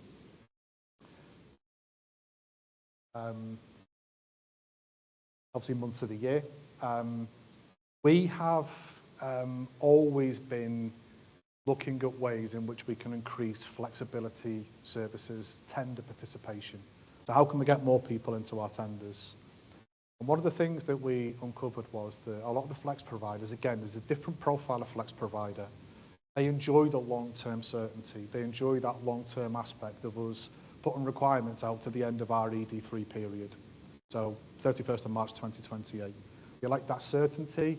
They like that ability to kind of see what we need in advance. But allied to that, one of the things that we were hearing a lot of was we prefer shorter term procurement. So we're not locking assets in for long periods of time. We've got that really kind of short cycle of additional liquidity and creating cash flow. A lot of the aggregators in the UK, away from the big energy suppliers, they're SMEs, the small businesses. Constraint resources and cash flow as any business is more important than profit. So it's getting that cash flow, once flexibility's been delivered, into the pockets of the FSPs, and more importantly, they then will be passing those benefits down to the asset owners. So again, it's just condensing that kind of process of flex being delivered and then the money changing hands into the relevant parties from aggregators into asset owners. So we deliver 2 long-term biannual tenders a year. So June and November are our long-term tenders. I've magnified the kind of the process. You can see it's a 4-month process. There's different milestones within that process. And again, the tender process itself is quite lengthy, and we're putting requirements out into the end of ED3. We've got a number of different products that we offer out for different network use cases of flexibility. We're buying seasonal blocks, summer, winter. We're buying financial year blocks, and we're trying to procure flexibility across all different levels of our network voltage levels. So EHV, HV, and much more importantly now, the LV space, again, feeding into that social DSO strategy. So again, so this is what we do. There's lots of opportunities in there for flex providers, but again, we wanted to create some more short-term procurement cycles. So in January 26, we launched our first month-ahead tender. This was really key for us because there's a lot of work that goes behind the scenes in terms of creating these tenders. Again, with our platform partner, Electron Connect, there's lots of data exchanging hands. There's lots of things that we need to do to kind of make the tenders live and active. But ultimately, what you're seeing now is that apart from customers waiting for 2 tenders to be released, we're seeing monthly tenders that will hit every month now. So there's no big, lengthy process to participate. What we're seeing is from a tender being launched in January, the tender will kind of close mid-month, and we'll expect then participants to be delivering in the following month of February. So a really shorter term process. And again, we're looking to procure flexibility from all 3 voltage levels of our network. And again, we're trying to cater to a range of different flex providers that sit across our network. And again, we're seeing different kind of patterns in terms of the geographies of our network as well. So, you know, we're seeing certain, you know, EV charging installers which are trying to get involved in this flex schemes that operate in a certain part of the network where there's not much EV charging, not much penetration of them, and different types of generative assets that sit behind the meter as well as some big industrial commercial customers. So what we try to do with this is, so again, you know, for 4 or 5 years, we've been, again, the 2 long-term biannual tenders, and this kind of really agile approach of delivering these monthly tenders. Hopefully we can cater for every single provider that sits on the network and to bring that cash flow and liquidity into the market as well. So the next thing we looked at was data. This slide is a static view, probably doesn't do justice to the work that's gone on behind the scenes from a number of people in the DSO team. But what we've tried to do is we've tried to take away that aspect of very technical people creating the data that we publish around our tenders. Probably under the misassumption that everybody understands it. That's kind of what we uncovered during our engagement. So we've tried to kind of demystify and simplify a lot of the data that sits on our network, both on the flexibility hub and also in the open data portal. I won't go through all the features of this, but I'll just kind of skim over what the concept has been with it. On the left-hand side, you can see a range of different toggles and filters. You might see, you might have a social DSO, a community energy scheme, which has no real knowledge or experience in managing flexible assets. So they might look at a voltage level and then begin to toggle into the low voltage. If you're kind of a big a battery installer, as the one we mentioned earlier, you might be looking at EHV and HV. So you can quickly get to the opportunities that sit on that particular part of the network. You might have certain days or months of the year or times of the day when you can't deliver flexibility.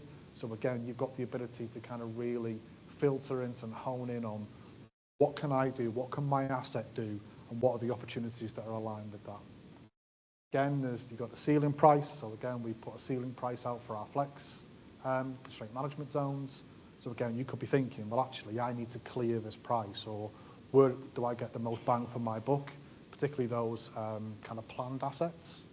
People who want to put assets on certain part of the network, they might think, well, I'm going to get more money in this pocket of the network, therefore I'll go and build my asset there. So again, it's just helping people really navigate and interpret the data for their own benefit. And the last bit at the bottom there is about the utilization price. So again, they might say, well, I know there's a cost of operation, or an opportunity cost to me as a business. I know that I need about £50 a megawatt hour, for example. So again, a sliding scale of what's the bare minimum that you can do. And again, the idea is just to make this data available, make it really kind of interactive, and interpret some of that technical jargon and make it look, this is where we should be applying our focus as a business, as an asset developer or an aggregator. And then secondly, a separate tool, which kind of builds on that kind of visualization bit of the tender data. And this is more kind of interactive. We wanted to be more proactive and more prescriptive with how we engage with our flex providers. We didn't just want to put a load of data on the website and sort of say, okay, go and fill your boots and come to us if you think there's an opportunity. We want to be much more hands-on, much more kind of guiding our FSPs through the whole process. So right the way from identifying an opportunity to delivering on that flexibility and then making sure they receive the financial rewards for that. So right the way through the whole process, we're going to be much more hands-on in terms of how we engage with our flex providers, both new and existing. So a new tool that we created, which will be ready by the 31st of March, is really taking those site specifics from a customer. So a customer will be able to feed in specific consumption data into an interactive tool. It'll look at the building profile, it'll look at what type of building is it? Is it a warehouse? Is it a school?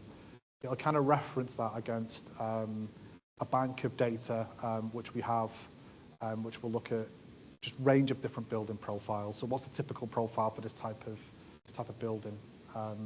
What's the total floor area, for example, of the building? It will look at what the heating is. Is it fossil fuel? Is it electric heating? Is it heat pumps? It'll look at all this kind of information. And kind of the next stage of that process is that it will then kind of really hone in on, well, if I've got this kind of building profile and I want to install an asset, or I've got an installed asset, be it solar, be it battery, be it wind turbines, or any other kind of dispatchable flexibility, it will look at all that, it will factor it in, and it will then give an amount of what the potential flexible capacity is at that site with the technology and the consumption that's there. So what it's doing is it's identifying and indexing then, okay, so we're looking at the postcode of where the property is. We know it sits in a constraint management zone, therefore it can be paid for flexibility because we need it. We know the type of building it is, the profile of the building. We know the annual consumption.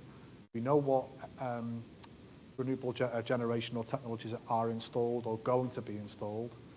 And then it will give us an amount of flexible capacity that that customer can deliver. And again, just to go back to Catherine's work on social DSO, a lot of the people we speak to are kind of very educated and very technically savvy. They understand all the flexibility markets. A lot of the community energy projects and the social DSO bit, they really don't. So we're trying to create this extra layer of guidance and support and say that prescriptive nature of, well, this is how much flexibility you've got in your project, Mr. Community Energy or Community Centre, whereas otherwise they might not know. So then they can take that flexible capacity that they've got on the site, and then it aligns with the output of our flex tenders. So again, it'll link into, well, if you deliver that capacity in a flex tender, this is the size of the prize. This is the ceiling price for the area. If, for example, you can deliver half a megawatt, we know we've got a ceiling price of £50,000 for 1 megawatt. We know that you can earn £25,000 if you can deliver that flex to us. And again, just really crystallising those monetary and value benefits to our customers. So again, probably not doing it just on a static kind of PowerPoint slide, but the more we go through this, hopefully there's people in the room who will engage with us around flexibility services, and you can really kind of bring to life and chuck some rocks at these tools as well that we've created. But again, back to the point, we know we've been doing a lot of good stuff, or the right things. It's more importantly now is how we're doing it, and this is kind of the phase that we're on. By no means we are unrelenting. We are intent on listening to our stakeholders, and we will continue this kind of process as we go through this year. And during the breakout sessions, which myself and the team will be hosting on flexibility, if there's more things you want to see, if there's more things that you think will break down those barriers and be helpful to you, then we're keen to know what they are. And lastly as well, just a couple of other additional benefits that were brought into this. Catherine mentioned around lowering flexibility thresholds on LV. Again, that's to stimulate those low carbon technologies through community energy projects. We've also been working with our platform provider, Electron Connect, where customers can soon be able to bid into specific half-hourly settlement periods, whereas historically they used to have to deliver for the whole block of from 9 in the morning till 10 in the evening. If they couldn't, it was no use to us. Now they can bid in for those kind of smaller chunks of flexibility as well. So that concludes my segment. Thank you for lending me your eyes and ears. And I'm now going to pass you over to Dan Wilson. My name is Dan Wilson. I'm the Asset Analytics Manager at Electricity North West. I'm just going to talk very briefly around the data we provide across our network and some of the insights and action we get from that. So just as I suppose a brief overview, we have our open data portal, which a lot of you are probably very familiar with. So currently we've got about 181 data sets on there, of which 94 are open, and I'll come on to the difference of that in a few minutes. Well, that basically includes a lot of things that people talked about today already. So the distribution future energy scenarios that Christos mentioned, some of the flexibility that Paul's just been talking about, as well as some of information around our network. So the capacity on the network, things like where we've had faults in the past. So there's a lot of data on historic outages to analyse. And also things like where you can connect low carbon technologies, which again, I'll come on to in a minute. We've also got a number of sort of dedicated pages to try and bring some of that data together to make it as usable as possible. I'll talk about in a few moments how we present the DFES data. And we've also got special pages for things like our GSP connection queues, and also some things like boundary flow, so you can try and understand how the energy is flowing into and out of our network. Alongside sort of the standard data provision, we also provide a number of particular tools for particular use cases. So last year we launched our grid charge planner, which is a particular tool which is very much aimed at the Levi incentive to help local authorities understand where you can connect EV charge points and where the best places to do that would be. And similarly, we've got another tool which looks at where the best places to connect small-scale solar might be. Again, just trying to bring that data to life and make it as usable as possible. And finally, we've got our network asset viewer. Our network asset viewer is a full GIS map of our network. It's the full records that people can use. We've got two versions of it, one that's open to everybody, another one which has additional detail about particular connections, which is for independent connection providers. And I think we're the only network which has got that sort of full view as a web viewer, which you can go and interact with. For us, the key thing about data sharing, though, is it's not just about taking a spreadsheet and uploading it to a website. It's trying to make it as usable as possible and helping you see the big picture. We do this in a couple of ways. So we do try and merge our data sets together. So I'm just from that mic. To try and take the data we have internally and make that as useful as we can for you to try, so you can make use of that for your use case.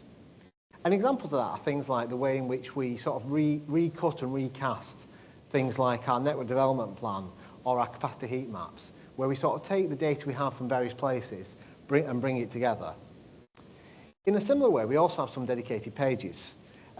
We've literally just launched some persona-based pages. So if you're, say, a local authority or a battery developer, we've provided a page for those sorts of users where they can sort of bring that together, and we try and sort of highlight and curate the most useful data sets for you to try and help you get through those 94 data sets to get to the ones which are probably most useful to you. In terms of making data accessible, one of the things we really focus on is trying to make our data spatially enabled. So for as much of our data as we can, we put the geometry with it, and that means you can overlay different data sets over each other and also hone down to the area you're interested in. And in a similar way, we also publish our feeding polygons. And what that allows you to do is to understand, in this area I'm interested in, which parts of the network affect that. And then that allows us to then link that data together so we can see, well, if you're interested in that area, that's fed by this particular substation. Finally, this is always about continuous improvement. So one of the reasons we're here today really is to try and get that feedback on what works for you, what doesn't work for you, so we can try and keep developing that and try and make that data as useful as we possibly can. So I just want to focus on a couple of sort of key data sets we've published recently, just to sort of put a spotlight on them. The first one is this distribution future energy scenarios one. What we've done is we've worked with a company called Open Innovations who've come up with quite a neat visualization of the sort of standard DFES data sets. And this is now sort of a common visualization that ourselves and also Northern Power Grid on the dark side of the Pennines will also go through. So you get the same visualization across multiple DNOs. And essentially what it allows you to do is to look at the various scenarios, use sliders to move through time, and really sort of get that quick view about how all this data fits together. The second one, which we're quite excited about, is our low carbon technology readiness tool, which I think was mentioned earlier on. This shows data down to individual property level, and what it does is it provides data we've historically shared with connection providers across our network, and provides a desktop study to say how easy would it be to connect low carbon technology at this property. So the property has a green dot. That means that essentially it's sort of pre-approved, so you can connect low carbon technologies and just notify us that you've done it. The purple dots say that actually we need to have a closer look at this one, and it might be that we need to do a little bit of reinforcement to enable that. That's actually free to the end user customer, but what this allows you to do is to take that view across either for a particular property or for a particular area to try and understand how ready is the network in that area to take that low carbon technology. And like I said, this is right down to sort of 2.5 million property level, so it's a really detailed data set. Another one that we've published recently is we've been installing low voltage monitoring for a couple of years, and we've got about 6,000 low voltage monitors alongside all the smart meter data. And this covers around about 64% of our customer base. And we've now published all this data. So this is the sort of 12 months load profile on each substation. There's about 88 million data points in there. And what that allows you to do is we've got a map on our open data portal where you can find the substations where we've got that data. And then that sort of links you through to another page where you can see the full time series. You can download that data if you want. And that basically provides you with the full power profile for that substation over that period. And in addition to that, we also provide these sort of low duration curves. So what that allows you to see is, so for what proportion of the time is the load on that substation above that value? And that's really important to help people understand how much capacity is on that substation and get that sort of like really nuanced view of how the load is moving in that part of the network. Finally, I mentioned our network asset view before, so this is sort of a few screenshots of it. And as a DNO, we've got one of the most complete connectivity models of any DNO in the UK, because that feeds into our control system. That's basically how we control the network. Our network asset viewer, not only does it provide a full sort of GIS view of the network, but it also provides some quite advanced tools to do tracing. So you click on a part of the network, you can say, trace from this feature. And what that does is that it basically shows you what's connected, so you can trace up to the primary substation, or you can understand what around that area is connected. We've also recently launched an earthing tool to help with independent connection providers do earthing studies. And again, that does something similar, but it actually traces not only to the substation that's feeding that area, but it also looks at all the alternative feed routes. And this is something that really speeds up the ability to do an earthing study on the network to try and help our connection providers provide those connections as quickly and as cheaply as possible. I said earlier on that we've got about 180 data sets and 94 of them are open.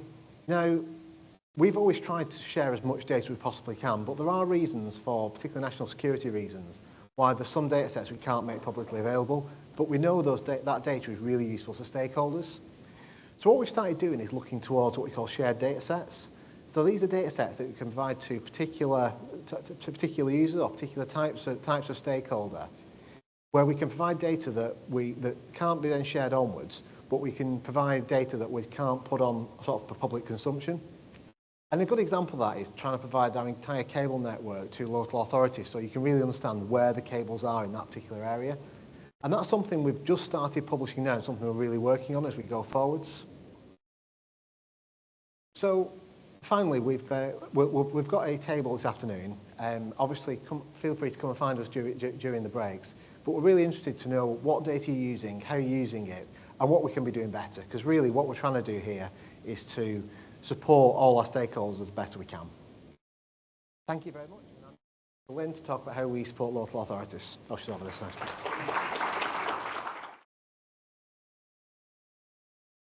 Good afternoon, everyone. I'm Lynn Tracy, your Local Authority Stakeholder Engagement Manager. I know I'm the last speaker, and there's me, a little panel, and then lunch, so I will try and get us back on track because we are running slightly over. So as I say, I'm the Local Authority Stakeholder Engagement Manager, and my role has actually been created based on the feedback that you've provided to us. So we try and always show how we're taking your feedback and acting on your feedback, and that's why I'm here today.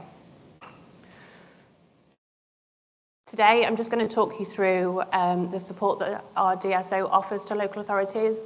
Now, it's going to become very clear to you that I'm not an engineer. I work closely with Christoph's team, and I try and enhance and complement the technical support that the DSO offers to our local authorities. So I'm trying to help simplify what is a very challenging time at the moment in the energy industry, and hopefully the support that I'm going to talk you through in a moment will try and distill that summer for you, but we're always looking to make enhancements. So please do come and talk to me later. Over the last year or so, we've been reviewing what that support looks like. To take you back 12 months, we worked with Create Clarity to help us understand what those barriers were for local authorities and how we can help mitigate some of those barriers. A lot of work has gone into some of the support that we provide, and as I mentioned, we are always trying to make those enhancements on what else don't we know about, what else can we help you with. You've told us that Electricity North West is seen as proactive, visible and responsive. And I'm not going to talk to you too much in depth about some of the support offers that are on the slide at the moment, because we've heard from Dan about the Open Data Portal. But what sits behind the Open Data Portal is an education hub of guides and materials and some online videos that can help distill some of that technical jargon that we use. Paul mentioned the DSO jargon buster that's on your desks, on your tables. This is just a list of acronyms and energy terms, including things like what's a kilowatt, what's a gigawatt. I, as a non-engineer, find it really, really helpful, and I've worked here for quite some time. It's a great guide. If there's anything missing, again, please come and talk to us. Christos's team host regular bilaterals with all of our 35 local authorities. These happen periodically, but also whenever you need them to be. We have an open door policy. So if you need something and you've not got a bilateral in the diary, or you have and it's a couple of months away, just give us a call. We're more than happy to talk to you when you need to. The grid charge planner is what Dan was talking about recently, including as part of the Open Data Network portal. One of the things that's not been mentioned today that's extremely new, well, not new to the industry, but new for us, is the Leap Plus tool. I am going to read my notes quite carefully in terms of how I describe this, because I'm not an engineer. Jess, who is in the room with us, do you want to give us a wave, Jess? So Jess is leading on launching and onboarding our Leap Plus tool for all of our local authorities. So what is that? It's a spatial planning online tool that allows local authorities to analyse geospatial data, model decarbonisation projects, and build actionable project pipelines. It brings together diverse energy, transport, and demographic data into one interactive space, enabling scenario modelling and producing outputs that can be shared or exported for either funding, business cases, or stakeholder engagement. Jess has already started that onboarding process with our local authorities. If she hasn't been in touch with you yet, she's coming, she's getting around, but if you want to talk to her before that, just give her a quick grab her over a break. We are always looking to improve our offer. We're always looking for what those enhancements are. We do a lot of engagement through the DSO, both through face-to-face events like this, through those bilaterals, just through talking at other industry events as well. So we're always looking to build on what we offer for you. Particularly, as I mentioned, as that energy industry is changing, it's becoming more and more complex for people to be able to navigate. So what might that look like? Better engagement coordination. So when we've got you, we want to make the most of your time. We want to come to you where we can. What does that work? What does that look like for you? If we do need to come to you more, let's do that. If it's by hosting more events, if it's by putting more things out on social media or newsletters, what does that look like? We need to be more transparent in what we do as an organisation, including with clearer guidance on our future plans and what that means for you.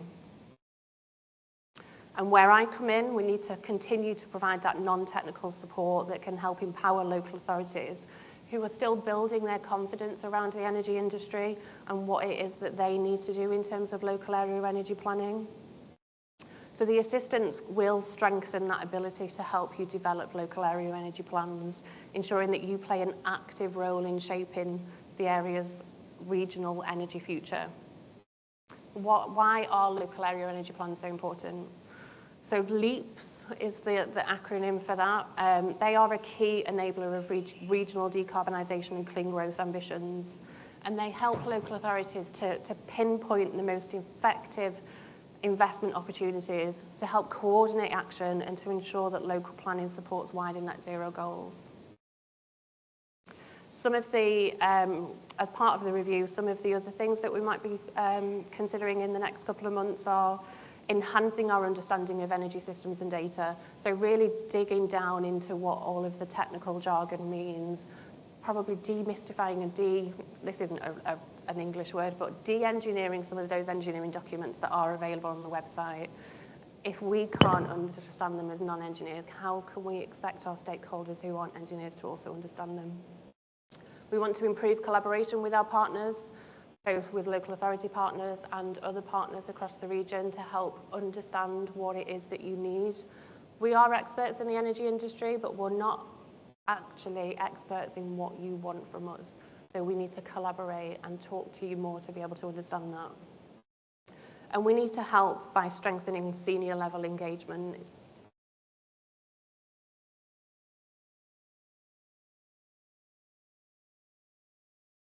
As Catherine briefly mentioned earlier, as part of the DSO, the social DSO strategy, we've partnered with Green Economy, who are in the room. Do you want to give me a wave? So we've partnered with Green Economy to look at the research that Michael from Create Clarity provided us last year. And that research was to help us understand what those barriers were to progress within local authorities. So responding to that challenge, we've created an education program. It's called Empower, because we're very big on empower and trying to get little energy terms into what we do. The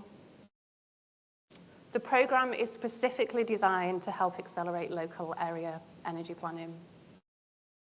It focuses on 3 things: removing the barriers to building and delivering local area energy plans, addressing those knowledge gaps and strengthening senior buy-in. And when we talk about knowledge gaps, local authorities have got a huge amount of pressure on at the moment, that push, that drive to develop local area energy plans. A lot of them, particularly the smaller local authorities, have told us that they don't have the expertise within their organisations to be able to feel empowered enough to do this. So where can we step in and help?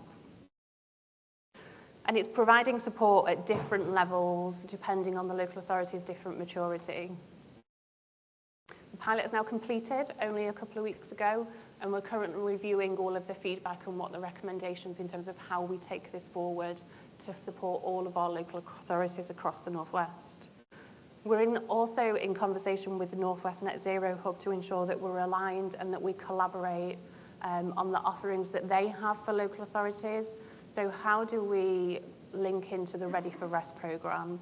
So if you imagine a training sphere for local authorities through all industry partners, ours could potentially be what you would call, say, the basic level, with the Net Zero Hubs providing the intermediate level and so on and so forth. What we don't want to do is, by offering yet another thing for local authorities to sign up to, is we don't want to add to that confusion that's already there. So we want to collaborate and we want to make sure that things are joined up. Currently, the programme is structured in 3 ways. So level 1 is aimed at beginners or local authorities very, very early on in their energy journey. This is an online module.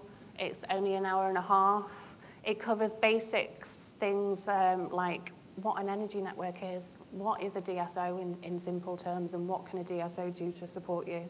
It goes over that key terminology and a little bit of help, because it is based at an entry level.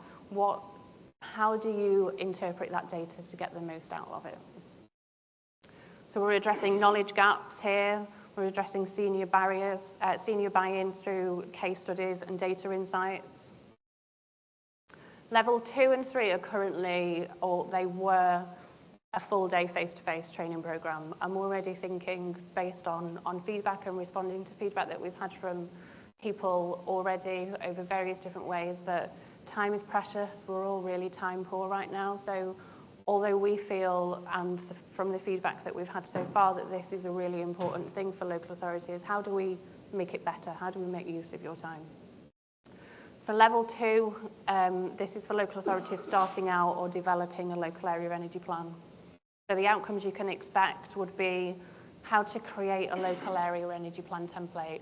And don't get me wrong, I'm not suggesting by the end of these 2 days that you're going to come away and you're going to have a local area energy plan, but you will have you will be more enabled and more empowered to be able to go and do it. So we're looking at action planning in level 2, and we're looking at stakeholder coordination as well. And level 3 is aimed at those local authorities who are ready to implement their local area energy plan. And how do we make it not a static plan, not just a piece of paper. How do we keep that local area energy plan becoming iterative as it continues to evolve? So these are the outcomes you can expect are around communicating the investment value of a local area energy plan to try and attract that private investment. It's more around site appraisal skills and going further into the data that we offer. But that might not be enough. So I would really value your experience and knowledge to help me shape what this looks like as we roll it out. But together, these create a scalable pathway that can flex around each local authority's maturity level. So the aim is to build understanding, confidence and capability, not just for energy specialists, but for anyone working within the local authority. Once fully rolled out, the free training programme is expected to deliver real tangible benefits. You'll be better equipped to design and deliver local area energy plans, and that could be building on the knowledge already within the local authority to help develop and to help meet those needs as things grow. You'll have increased capacity to secure investment and unlock decarbonisation projects, allowing for stronger engagement with communities, businesses and funders, improved coordination across the region, and it will also help meet our ENW commitments to ensure that we're strategically investing in the network where and when it's needed to help meet those net zero goals across the Northwest.